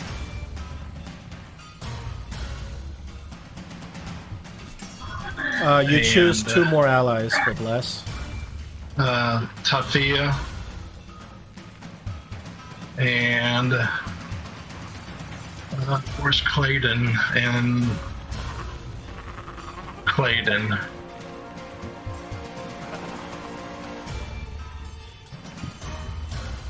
Now, And then you have haste. That means your movement is faster, and you get an extra. You get an additional attack on your turn. Yeah, I'm gonna come up here, and I'm gonna do a melee attack.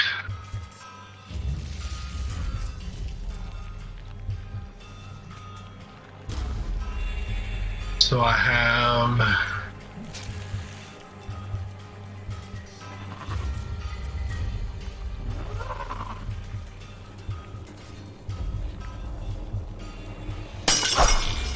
Hit. nice. Go, Dolrak.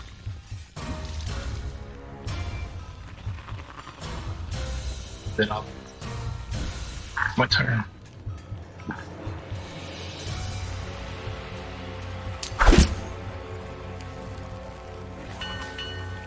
The immense stained glass moth is going to make 2 attacks. One against you, Dolrak, with a wing slice.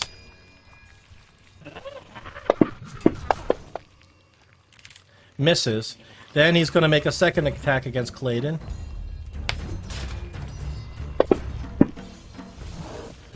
That's going to hit. Now, these stained glass moths have an ability where they can leave your range without incurring opportunity attacks. So he does so, flies away, and flies in the air. He is 40 feet in the air. So take that into account. So everything in the back row is 40 feet in the air. Stained glass moth. Stained glass moth number 3 is going to do the same. He's going to make 2 wing attacks. One's a miss. Second's a miss. After he misses, he's going to use his ability to leave without incurring opportunity attacks. Flies over here, and he is 40 feet in the air. Clayton, you're up. Is the moth next to Naris in melee, or is he? That one's in melee. Alright. I will go over to the one that's right next to Naris and attack that one, because I'm not gonna be able to reach the other ones. That's the that is the monk's ultimate foil. Flying stuff. If you were 30 feet in the air, I would send my sword arrow. You can do that. Alright, yeah, so I'll come punchy punch the one that's right next to Naris. That's a hit. You're hasted and you get an extra attack, so remember that. Yep. That was a miss. Okay, so 2 attacks, I only got 1 attack, not 2 attacks for the hasted action. Yeah. Oh boy. That was a really low roll too. And then I'll bring my sword over to hopefully try to finish it off.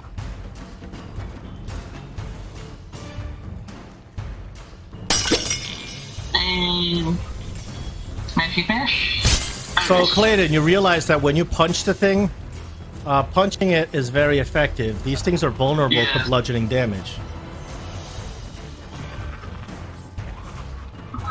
That's very cool. And if only they can come down to fight me like a man, I will pass my turn. These are constructs and they have no honor, so they won't do that. This one comes down to melee range and attacks Dolrak with a wing slice. That's a pitiful 1 on the dice. Critical. I think he should hit the guy beside him. 18 won't hit Dolrak either. So, he does not have the speed to fly away, so he stays there. Stained glass moth number 5. This is the one that's badly injured. It is going to it doesn't need to disengage. It flies away and double runs to fly over here. Now it's in the air where you can't reach it. Naris. Okay, I am going to look at the stained glass. Everything is in the air except for the one next to Dolrak. Okay, I really appreciate the beauty of these things, but I know that we need to get rid of him. Wow. So that's his dancing sword. That's not one of them. No. But in the fervor in action, it's hard to even tell sometimes. Yeah, that's true. With my eyes, especially. Okay, so I'm going to. No, it's not your eyes. It's Paul's eyes that are bad. Naris's eyes are fine. Okay, I'm going to cast Chaos Bolt at the immense stained glass butterfly. Okay.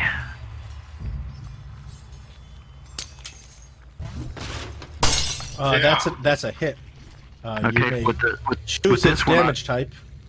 Yeah, I'm gonna roll 2 d6, and then I'll choose the damage type from that. You just roll. You roll a d8 and choose a damage type. Yeah, but after you choose a damage type, then you roll damage. I roll 2 d8s, right? And then I pick one of them. Oh yeah, that's right. Okay. I said it's a d6, so I was wrong about that anyway, but... Okay. Okay, I got 2, which is... You got cold or thunder? I'll do thunder. That sounds good. That would make a lot of sense. Yeah. These creatures are heavily vulnerable to thunder damage. You shatter the big one to a million pieces, and it falls on the floor broken. I like that spell. me and Paul were practicing the other day, and I was able to cast it. I mean, hit 3 creatures with one cast because of the double, because it casted doubles twice. So anyway, I get rid of that one. For my I think I'll move back a little bit, close to Kuju, and I'll take Kuju and I'll fly him over to here and tell him to, well, he's only got 40 foot. I'll fly him to right here. I'll tell him to fly in, swoop in, and distract any of the butterflies that attack Clayton, and then swoop back to where he was at. Okay, you're allowed to do 1 help action with him. Mm-hmm. Technically, you're not technically allowed to do an action that gives disadvantage on an enemy attack, because it's not a help action, but it's fine. Because that's what they call a hinder action, which is not in 5th edition. Oh, okay. I mean, well, it's however you want to do it. It's no, fine. No. Help action usually is Kugu will distract the moth when your ally is attacking to help your ally gain advantage. Well, isn't that what I'm kind of saying for him to do? Oh, I thought you were trying to make the enemy have disadvantage. No, I said fly over by him and, well, however it is, to give him advantage, yeah, and then swoop back. Just fly over and swoop back just to take his attention from Clayton just long enough to, like you said, give him advantage. That's what I was trying to do. And that's 20 feet away, so he should be able to fly there and back on that, if he does that. If Okay. someone is, so. We're moving on. Stained Glass Moth number 4 is going to swoop in and attack Dolrak. 2 wing slices. That's a miss on the first wing slice. How's that, buddy? That is a miss on the second wing slice. He does have enough speed. He's going to move out of range, but he's still ground level, but he's out of range. Typhia, it's your turn. Alright, I am going to cast Sacred Flame at Stained Glass Moth 3. Go ahead. I have him targeted. Sacred Flame. Targeted. Unfortunately, because it's a save, Kugu can't really help you here. Well, actually, I said Clayton anyway. I didn't say Typhia. I just got over there out of the way. The stained glass moths, you realize in horror, they have advantage. They have magic resistance and have advantage on all saving throws against magic. Constructs are like that, unfortunately. He saves against your sacred flame. Well, all I can do is end my turn. Okay, Sacred Moth number 2 is busy swarming Dolrak with the others. He's going to swoop down, do 2 radiant wing slices. It's a miss. Oh yeah. And then he's going to fly out of range. Dolrak, you're up.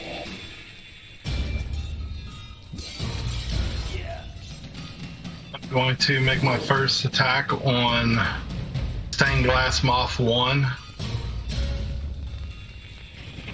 Remember, you have 3 attacks because you're hasted. Yeah. Alright, that was a pitiful roll, but with all your bonuses, you managed to hit everyone. Roll my damage. Wounded. Roll my second attack. Once again, a pitiful Another roll hit. that happens to hit because of all the bonuses. I'll give him the 1d4. That's the bless. That's the bless, yeah. And my last attack. That's 3 hits. Nice. And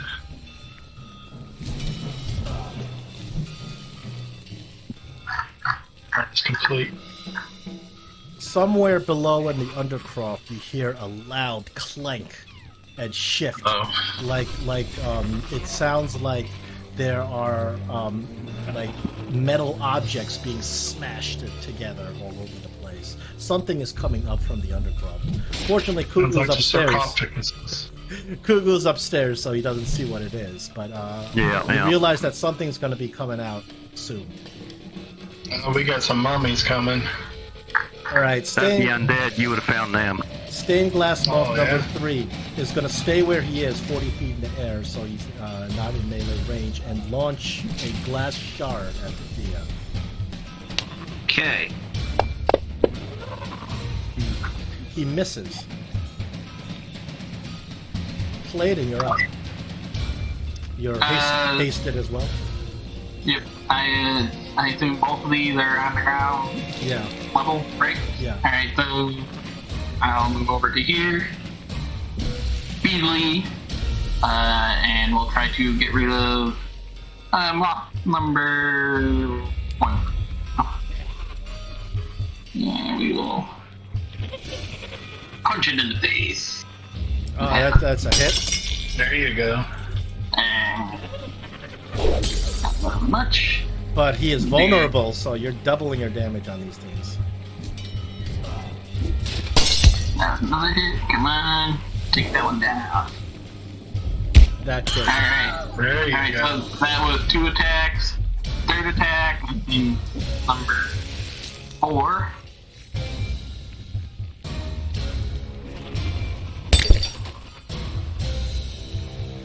That. Followed by release key point, a flurry of blows. To get 2 more attacks into this. 1, 2.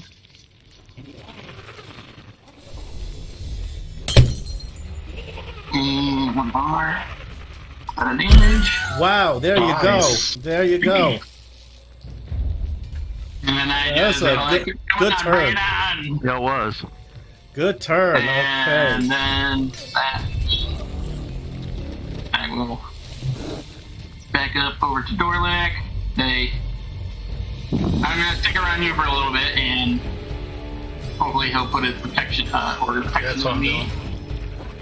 And that will pass on my turn. Stained glass moth number 5 stays where he is, up in the air where you can't reach him. Launches a radiant wing at you.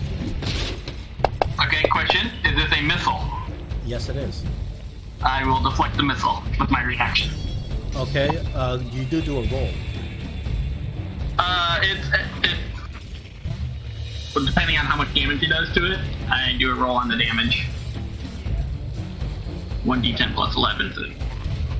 So, how about I can roll the damage without targeting you, so you won't get damage subtracted. How about that? 6 points of damage. I'm not even gonna bother rolling. I get 1d10 plus 11, so Okay. I negate it, and for the hell of it, with then a key point to throw it back at them. Okay, there you go.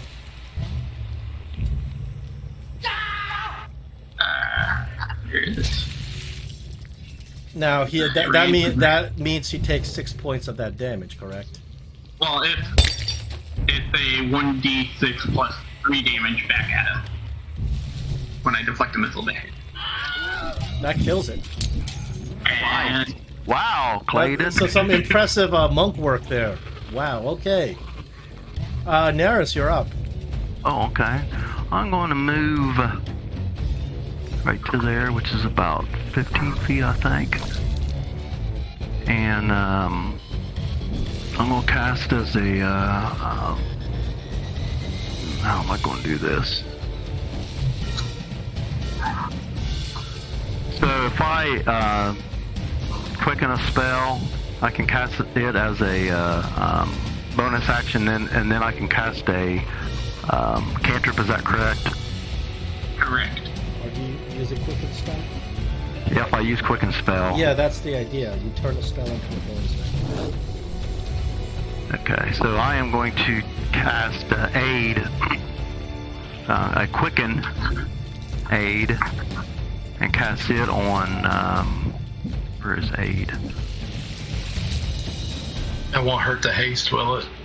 No. Oh, it will hurt the haste. Oh, is it concentration? No, 8 is not concentration. Oh no, aid's not Yeah. concentration. Then it shouldn't affect it. Did I forget to put 8 on here? No, there's 8. Okay, so cast it. What I do is I just add 5 temporary and then I cast it. That's equivalent to increasing the max time. Do you want to do that, or you want me to just put it on there, all the ones that I want? To 3 people. Oh no! I get 3 people. No, the script can't do it by the way it's written. So who do you want to put it on? Okay, I want to put it on Clayton, Dolrak, and Sophia. There you go. Okay, and then let me mark my 2 sorcery points off before I forget. So Thank you, friend. So you cast 8 as a bonus action. You still have your skill with action though. Yeah, so I'm going to cast Chill Touch. Well, what's the range on that? You have to be melee. I think. 120 feet. Oh, 120 feet for chill touch? Yeah. Okay. Yeah. Yeah. I don't know why they call it chill touch, but because I create a hand and the hand flies to the... I see. A skeletal hand flies to the one that I'm attacking, and I'm going to attack... It does necrotic damage. Stained glass moth number 3. That's a hit. Okay.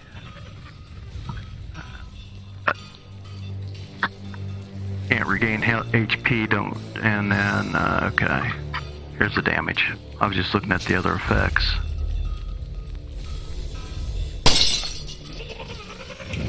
Okay, and then the rest of my...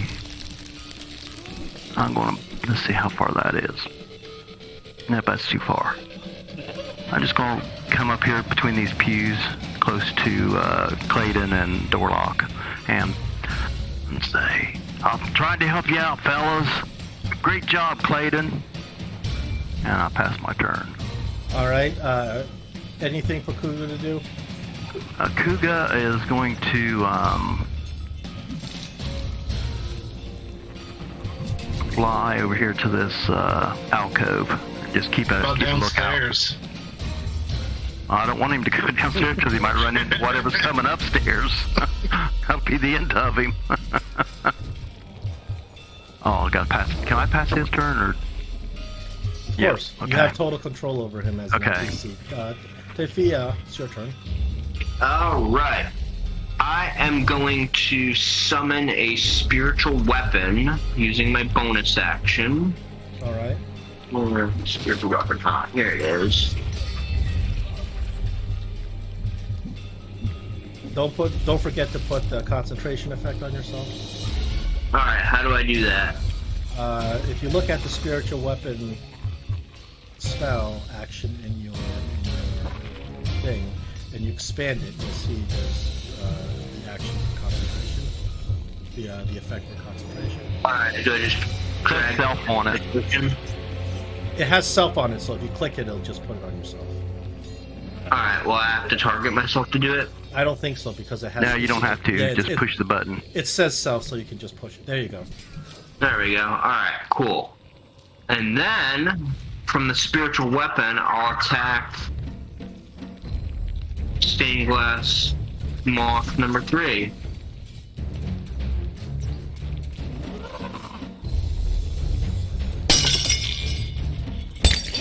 You hit it. 7 points of damage. Unfortunately, the spiritual weapon's type of damage is force, even though it's a mace. So it's not bludgeoning. Alright. I will...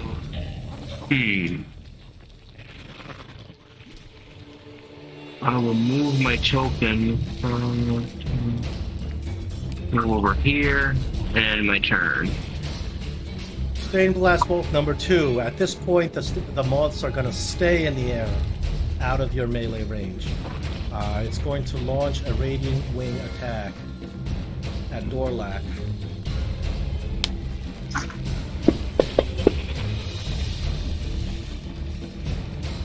Dolrak, what is your armor class? 22, then I've got protection. And he also has any haste until he gets +2 for haste. For haste, Oh, he the gets haste is +2 AC. the haste is doing it. That's why. The haste. No, the protection does not increase your armor No, class. it's just saves it. Yeah. It's Yeah. only saves. Dolrak, it's now your Because turn. of the haste. The haste gives you a +2 to your AC. I see. I'm going to use Moonbeam on Stained Glass Moth 2. Okay. Moonbeam's a bit of a complicated spell. Yeah, there's one if he's in it, and then one if he goes into it. So I'm going to... So you see the token for Moonbeam? You can drag it out onto the map. Yeah. You just click on it and drag it, and it'll Just out onto the drag map. it out onto the map. Can you do that? So we can see where the area of the Moonbeam. There you There go. it is. Perfect. Okay. And then there is a self in there. The self is a concentration, meaning Well, then you're going to use bless. you're going to lose bless if you cast it.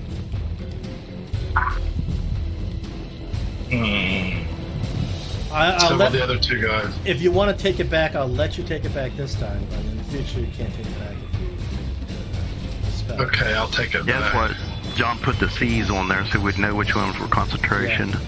Yeah, you're right.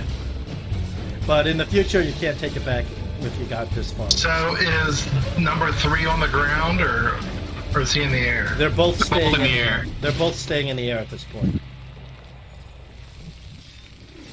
Okay, They're staying in the air and launching glass shards at you. But they haven't managed to hit you, so you're okay. Right, so there's really nothing I can do except for make a move. Throw me! I'm just gonna stay where I'm at. You got throwing axes, don't you? Yeah, but they only go like 30 feet. And they're 40 feet in the air. Well, you're 6 foot. No, you're a dwarf. Actually, that's not true because the throwing axes. Remember, you can launch, you can attack with the throwing axe. There is 20 a to range. 60. So if you Yeah. attack 60 feet, that means it's out of the normal attack range, which means it's long range, which means you can still try to throw it, but you're attack at disadvantage. It Disadvantage. should be within 60 feet, isn't it? It's Yeah, because definitely they're 40 feet up. yeah, So So, I attack mean- with a disadvantage then? yeah. Okay. No, I don't. I want to go ahead and go for Glass Moth 3. So click the disadvantage button and then roll attack.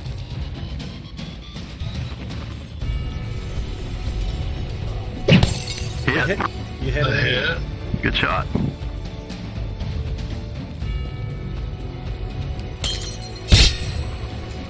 And then with haste, I get another attack.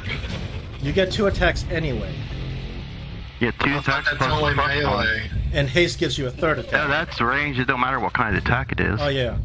Oh, I forgot. Range is the same. Oh, okay. Well, then I'll make another attack. That's with disadvantage, you said, right? Yes. My bad. See, that's where bless is kind of helping you.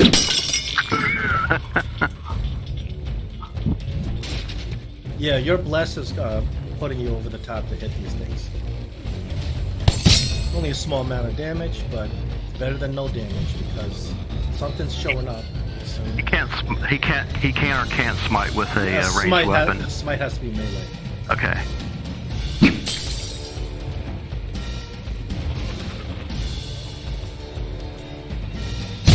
Yay! All right.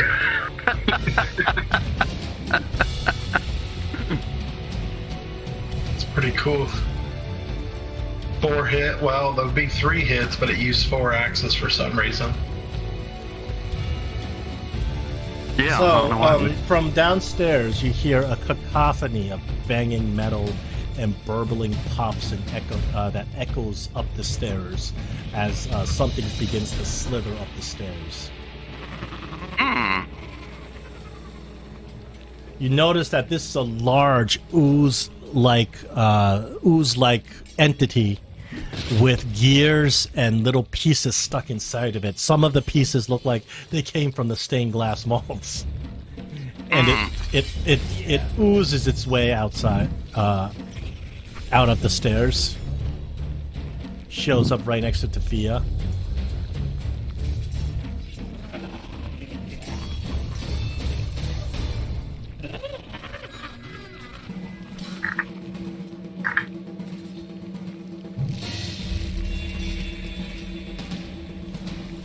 Okay, it's going to do Gear Slam, while all of these metal things fly out of it, and it creates a cudgel to smack Tafia. It hits with a Gear Slam.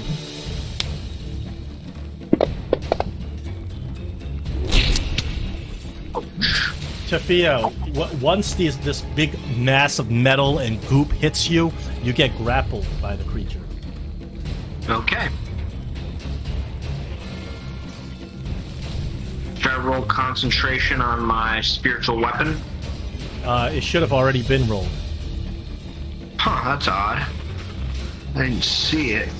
Wait, You don't have to write. spiritual weapon isn't a concentration. Yeah, it's not concentration Oh, spell. never mind. No, then it doesn't matter.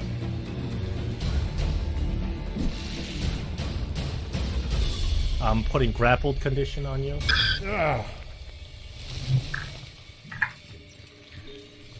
And then, actually, I think it has to do it on the next turn. So, it's going to try to engulf you next turn. It can't do it on this turn. So, what it does is it slams you again while it's got you grappled.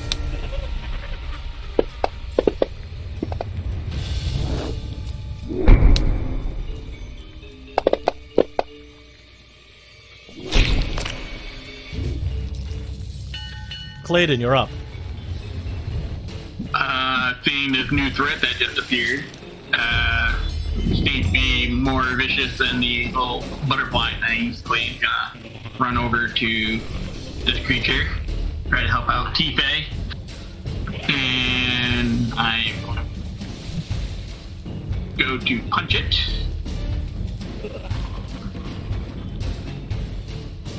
Oh, that's not going to hit. And I'm going to punch it again. That hits.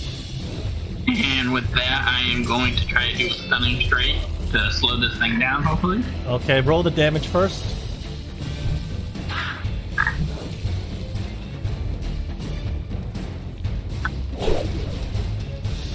And stunning strike. You smash it and like a couple of daggers fall out. Oh, it looks like it's failed your stunning strike. Being stunned, it can't maintain a grapple, so it's not going to grapple. Awesome. Alright. So, it's going to be done. Let's effect on it. And then I will spend another key point to do flurry of blows into it. Punch it some more, hopefully.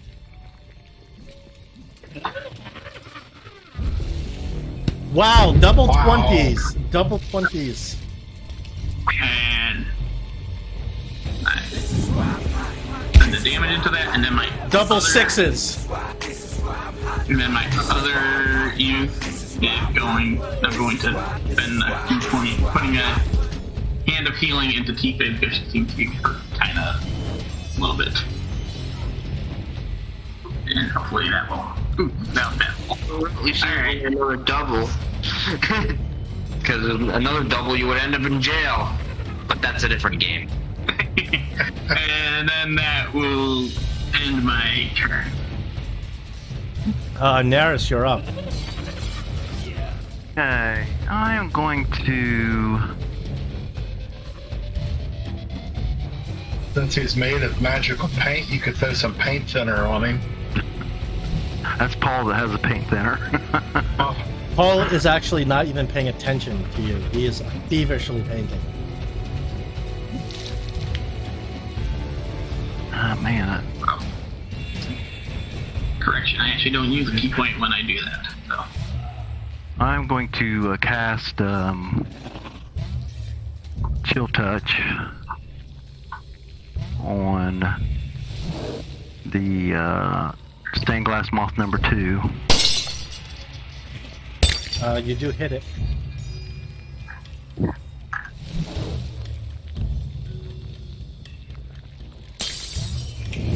I had a question. I noticed I don't have mage armor on. I would have put that on when we went out. Can I go ahead and put it on, or you want me to just wait? You have to have put it on before, so you can put it on after the battle's over. Yeah. Or I could cast it. You can cast it if you want to use an action to cast it, but that's not this turn. No. That's fine. So, let's see, Chill Touch. So if it attacks... that's undead. Chill Touch, you can't regain HP. Okay, I think I want to just move over here by the sword. And that's all I got to do. Any commands for Kugu?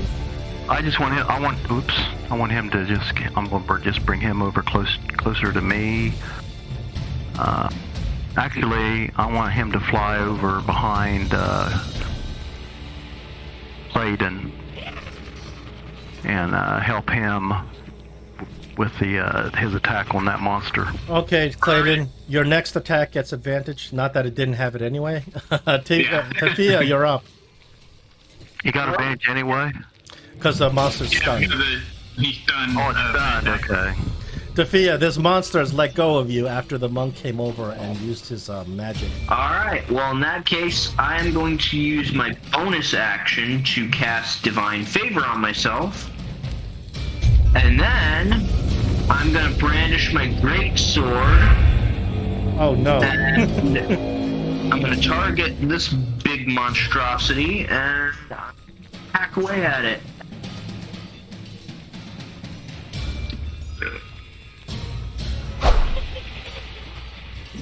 That's a hit.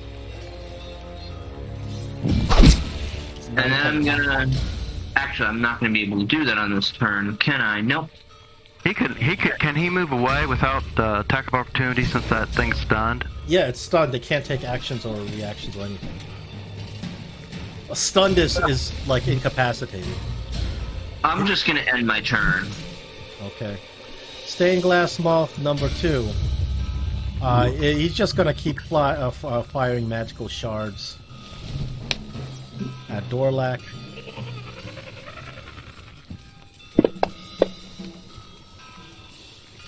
That's a miss. Dolrak. Missy. I'm going to move. I got 60 feet of movement.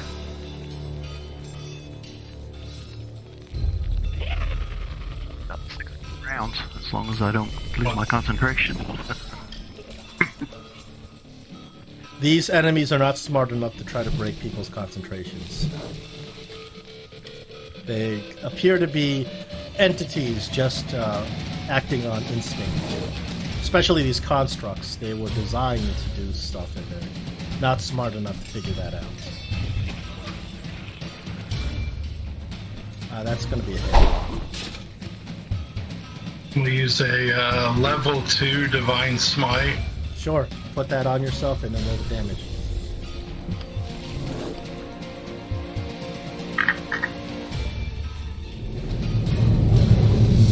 It was a level 1. Supposed to have been a level 2. Take off the level 1 if you put on. Otherwise, they're going to stack. Okay.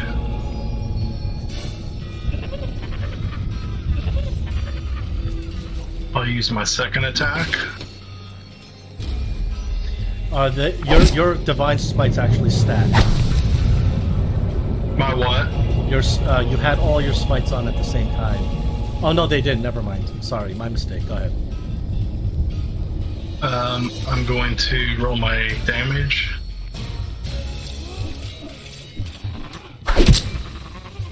Then I'm gonna roll my third attack. So this amorphous mass, I mean, you're hacking away at it feverishly. Just so much more to hack.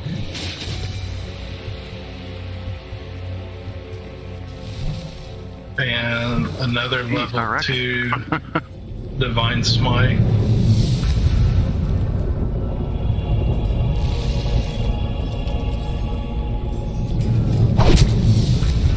Heavy damage, finally. That's a lot of damage, yeah. Oh, yeah.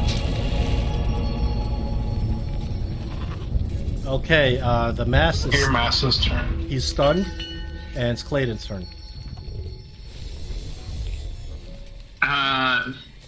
Being the goo just festering here, I'm gonna yank a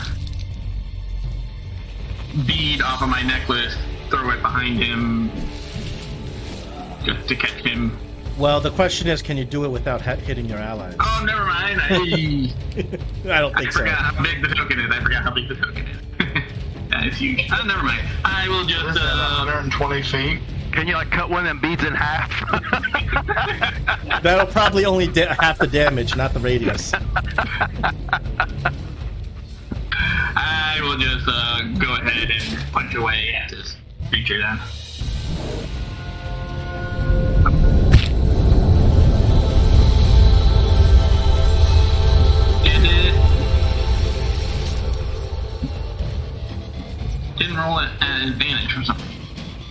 Did I take any quick off? Either you didn't target it or you didn't put the roll on it. No, the stun is still now.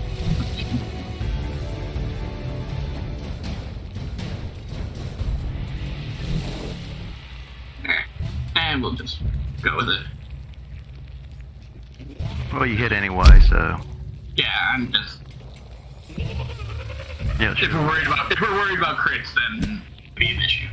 Oh, yeah. Alright, we'll do a third attack. It's rolling at advantage now. Well, yeah, I put the thing that stun got turned off. Oh. I think there's no way to design a script that puts the stun at the end of your turn. Oh, okay. So that's why it automatically disappeared.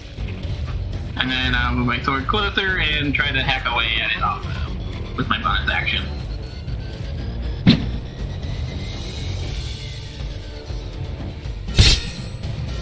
And then that will end my turn. Alright, you're up, Naris. Oh, I didn't realize it was that time again. I think I will cast another shield touch at stained glass off number 2.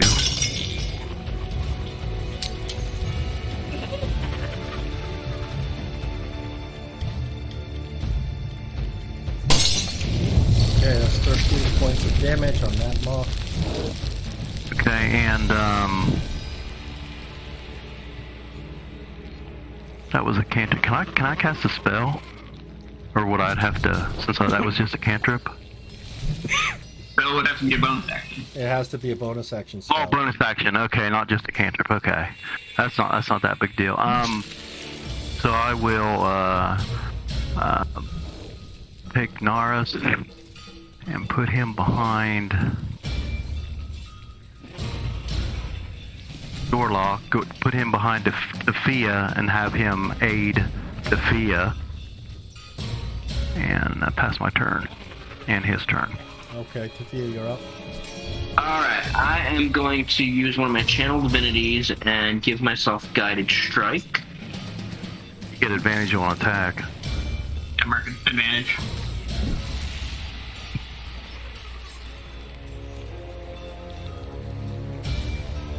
Are you using your bonus action at all?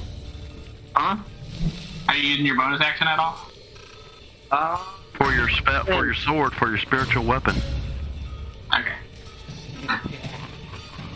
No, instead, I'm going to attack this gear mass with my greatsword because I still have concentration on divine favor. I'm giving myself guided strike. Yeah, guided strike gives you a +10 on your attack. Oh my gosh. So I'm gonna attack him with my greatsword. You didn't mark advantage. No, it's not advantage. It's +10. Yeah, but he should be getting advantage because of the owl. Yeah, Oh. I'll give you a The owl should give you advantage. You watch, just Alright, roll that sure. again just to see if you crit. Alright, should I turn on advantage? No, you already rolled once. Roll it Just again. roll one more time. Yeah. Roll the same thing you rolled. Okay, so it's a hit. It's a hit either way. Alright, that's just a regular hit, so I'll roll damage. That destroys it, and that just utterly, you just utterly cut the thing in half, and little pieces of junk fly all over the place. Alright, you gotta get rid of the butterfly unless we hear other things. Oh, I haven't used my bonus action yet. How far can I move my spiritual weapon? 60 feet? I don't think it's that far, is it? It's 30 feet. Yeah. Alright, because I'm close enough. I'm gonna target this guy. It'll let me. You can reach 40 feet in the air. Well, the spiritual weapon that can fly, so it's just flying anyway, so I assume we can. Use my spiritual weapon to attack this guy.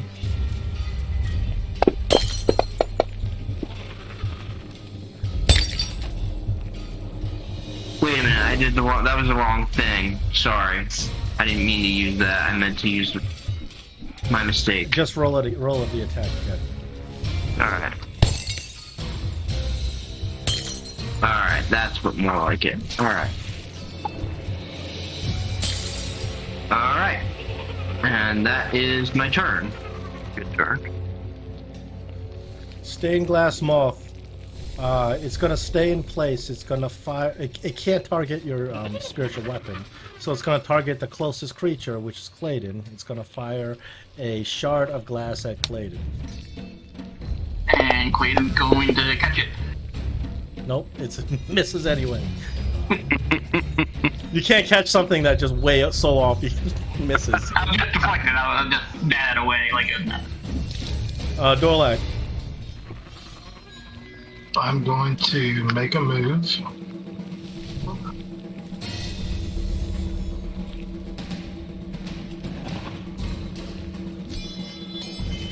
Then I should have one throwing axe left because I only used 3, but it said I used 4. That's fine. So I am going to make an attack with my throwing axe, and that will be at a disadvantage. Let's get close enough. No, you're close enough where He's it's a still normal 40 attack. feet in the air. Oh, yeah. Yeah, but diagonally though, it's not. I mean, I don't know how you could get closer anyway with your move, can't you? Just Yeah. go ahead and make a normal Maybe. attack. That's fine. Yeah, he's only 30-something feet above you. It's okay. So you're close enough. You can just make a normal attack. I'm telling you, you're out of ammo. Yeah. Add ammo to yourself, I guess. I don't know what's going because you certainly didn't use all 4 of them. Go to preparation and just. Yeah, there you go. And also, you recover these hand axes once you use them after the battle, unless there's a reason why you can't recover them. That's a hit. So it's a hit.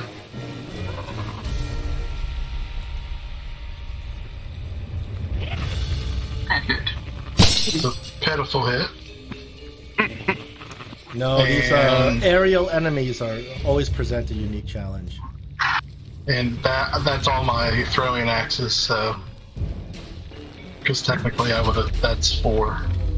So I have to succeed my turn. Or you could go pick up your axes, I guess.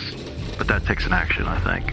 He said that's after the battle. Well, I mean, if you went and took an action to pick them up, I'm assuming you could pick them up. Yeah, you could do that if you really wanted to. Okay, I'll use an action to. Well, you already pick used up your my- action. Yeah, you got to do it next turn if you want to go pick up. Oh, I got you. Yeah. I got you. So I'm done. Okay, now it's Clayton. You're up. Clayton's worried that we might run into another ooze, so he's trying to pay attention to the stairwell to see if he hears anything else coming up. You got nothing ranged? Huh? You don't have anything ranged?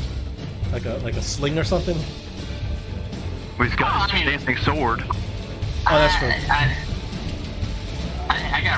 I can move over to here and then with disadvantage throw a wonderful dart at this creature. And Nat 1. do it. And then we'll do it again. There's a reason why I don't use these things. Oh. Oh, that's not You have so many bonuses that even low rolls are hitting. But 1 point of damage. throw another dart at this thing.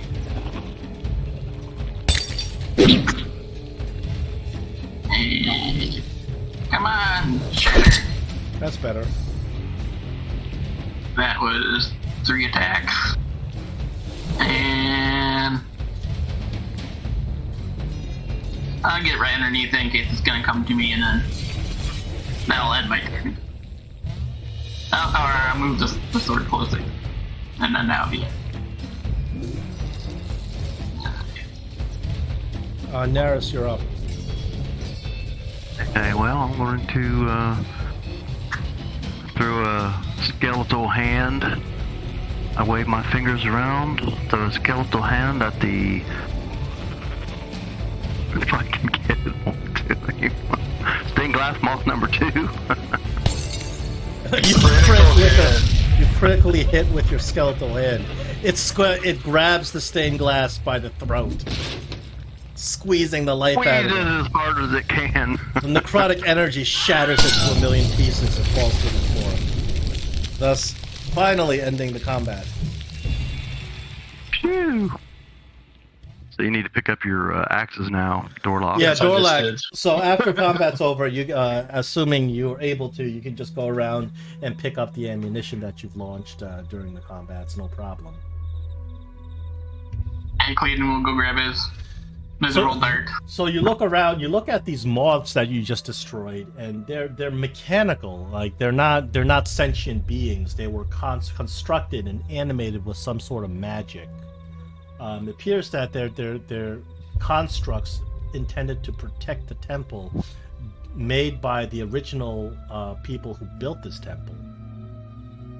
For some reason, they attacked you, and you can see there's a thin layer of this goop on the mass on the broken pieces of the animated moths as well.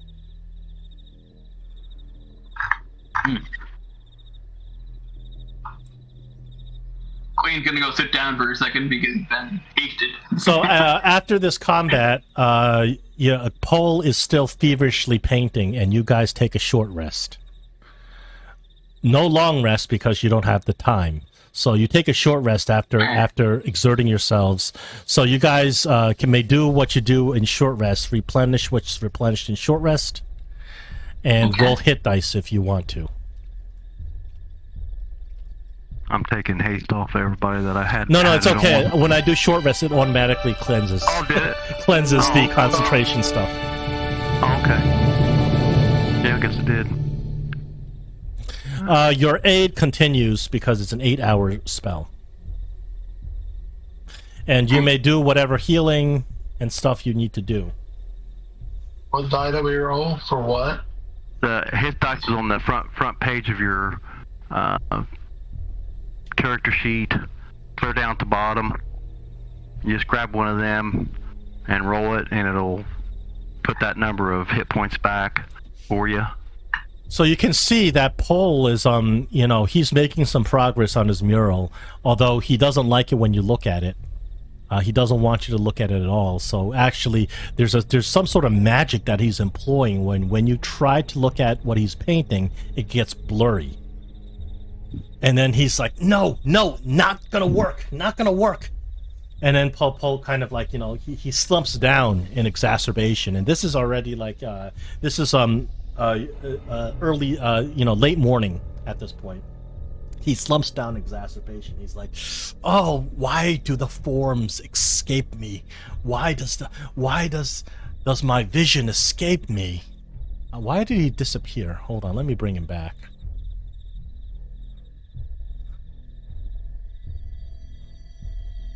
Yeah, sometimes these token vision things can be a little quirky. And he screams out, "Oh, the forms escape me!" He's like, he turns to you again. He's like, "I need your help." He says, "There's going to be figures in my mural. There's going to be characters there, but I don't know why, but the forms of characters are escaping my mind. I don't know if it's because the disease is starting to happen. I need you to pose for me. Do some poses so I can remember." So he asks each of you to do a pose for him. Depending on the pose, I will ask for ability checks.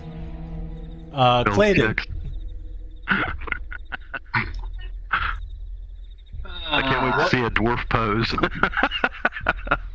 Clayton, he asked you to do a pose for him.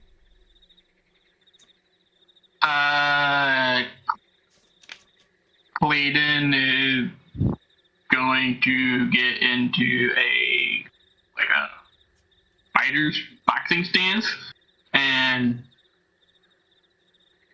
showing it, just Because that's how he fights. He's like, okay, and he like just holds up his fist, and just like, I guess this is what he wants. Because this is not something that he normally does. It's acrobatics. Acrobatics. Yeah.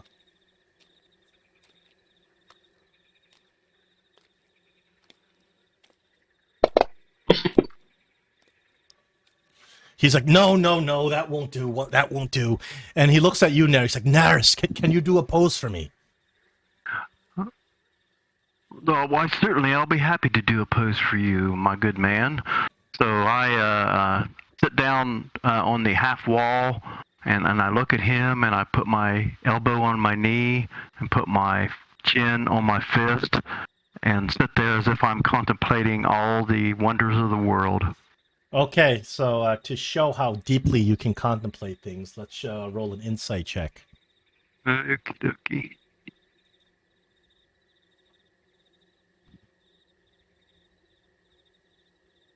See if you can make it convincing.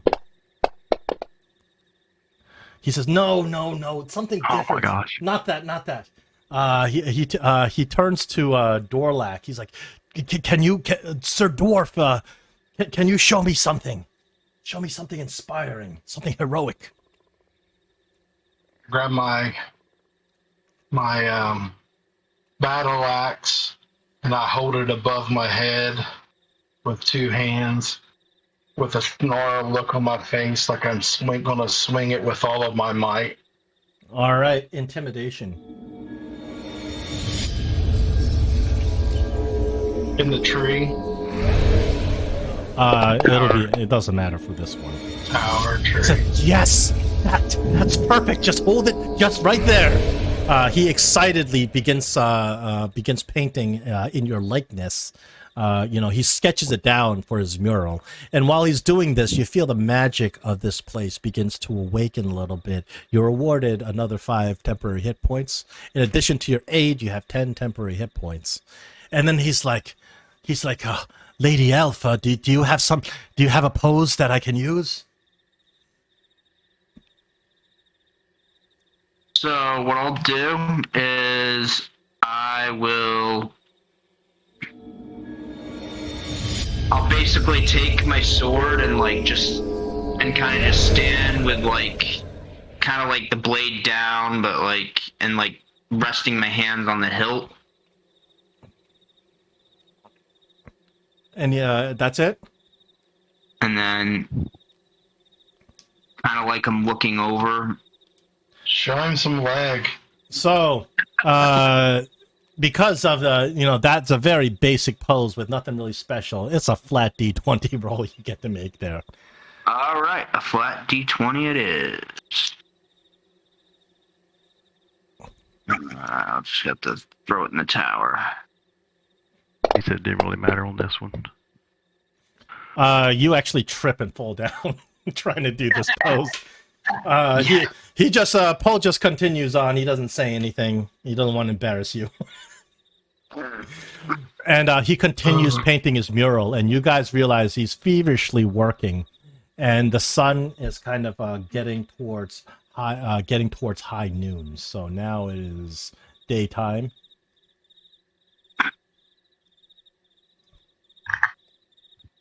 High noon.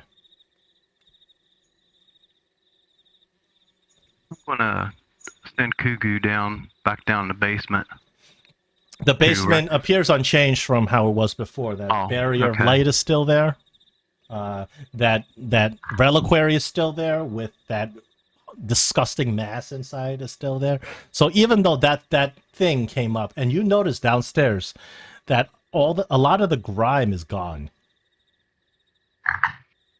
after that gear mass came up and attacked you. So you deduced that grime probably was the gear mass. Ah, so it was kind of apart, and then it formed itself together. Yeah. It's that magical paint. So it's midday, and it's starting to get a little bit warm, and everybody's sweating a little bit. Paul continues to work feverishly, and then after a couple of seconds, he just kind of he stops, and he's just staring off in the distance.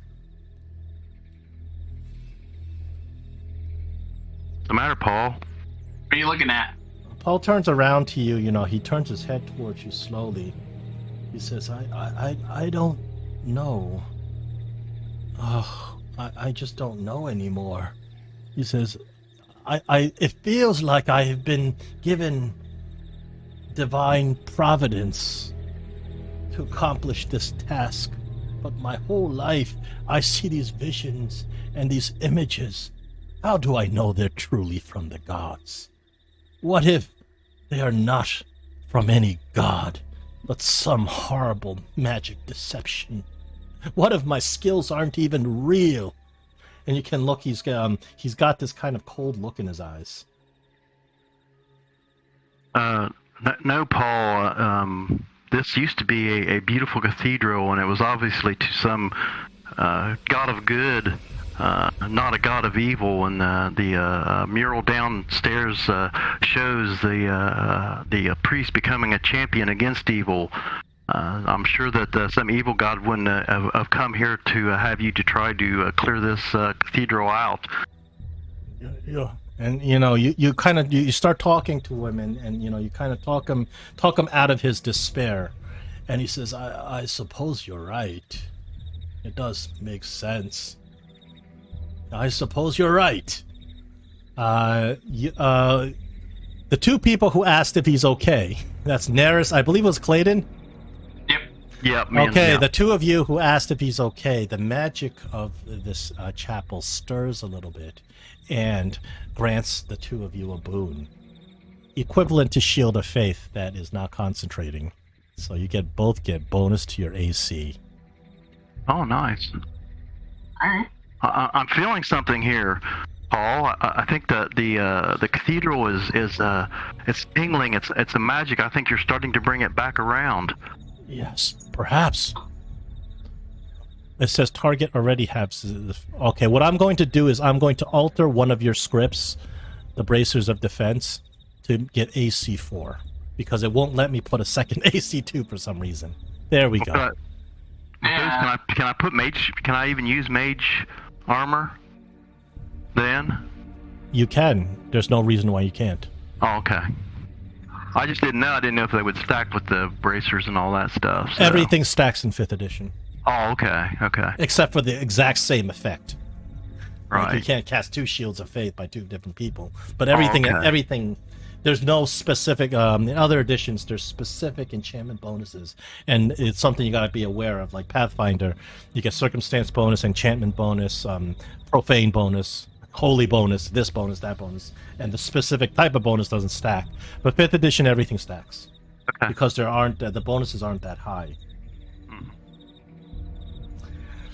So the day moves on. The sun starts kind of moving, and it's kind of getting to the afternoon. And Paul continues to paint, and you realize that we're already working on a second portion of this 3-part mural. He's halfway done with the second portion, and he kind of looks around. He's like, no, not this. This I don't like. No, not that. And you see he actually takes some paint, some thinner, and starts erasing parts of his work. It's like, no, this is not right. No, this is right. No. Oh, damn it. Turns around to you guys and says, I need some help. We'll help you in any way we can.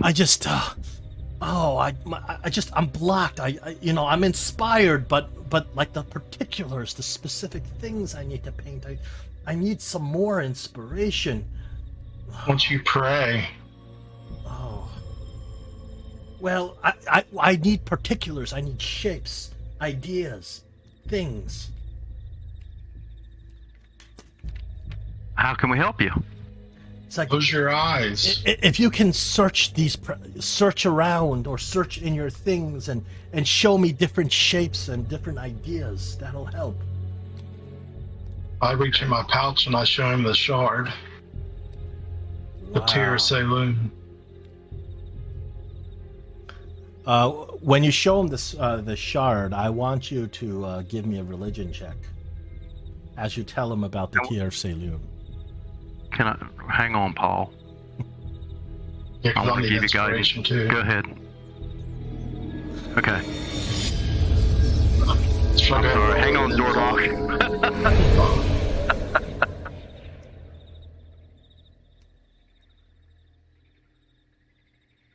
What's going on? We good? Religion check, please. Yeah, roll your religion check now.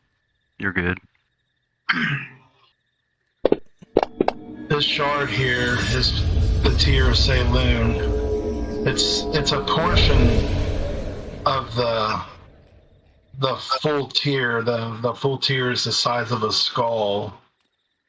This has been blessed with the magic from the goddesses Selune and the Mood Maidens, and it's very powerful and magical.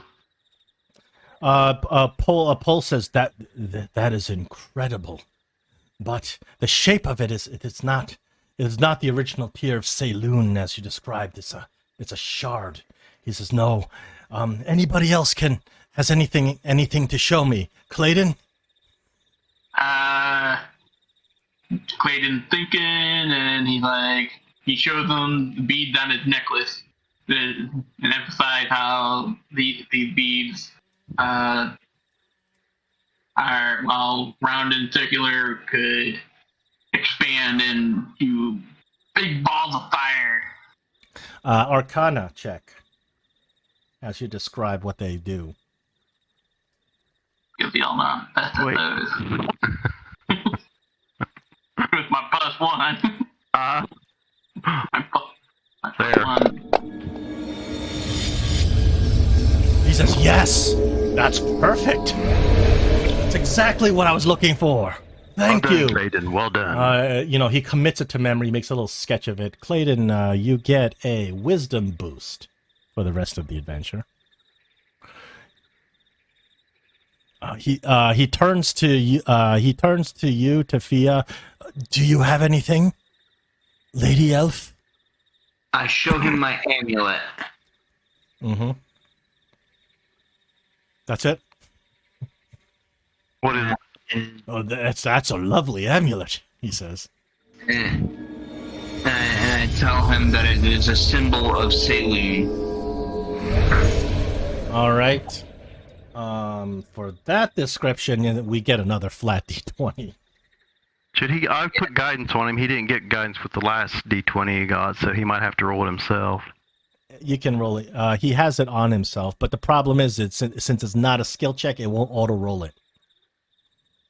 So should I just roll a D20 and then roll a D4. Go ahead and take that off of it, man. Or he says, yes, it's quite lovely, but not quite what I'm looking for. But that necklace with glowing balls of fire, yes, that's exactly what I need. So, one boon awarded to Clayton on that round for his roll. I didn't get to show him something. Oh, I'm sorry. I thought you did. I'm sorry. I skipped you. No, it's your turn, please. What do you want to show? Yes, I have something very precious to me to show you. And I take off my hat and I show him the feather. This feather was handed down to me from my grandmother, and it is a feather from the dove of my god Naris's avatar, and it possesses magical power, and it shows that I am a chosen of Naris. For that, you may roll a persuasion. You get advantage for that because you had told them earlier all about your grandmother. So, persuasion, did you say? Persuasion with advantage. Okay.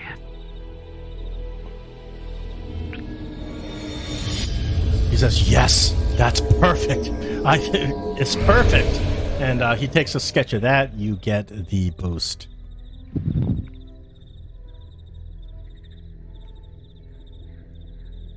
Oh, a wisdom boost. Okay. So it was a wisdom boost. Unfortunately, this adventure took a little bit longer than I thought it would.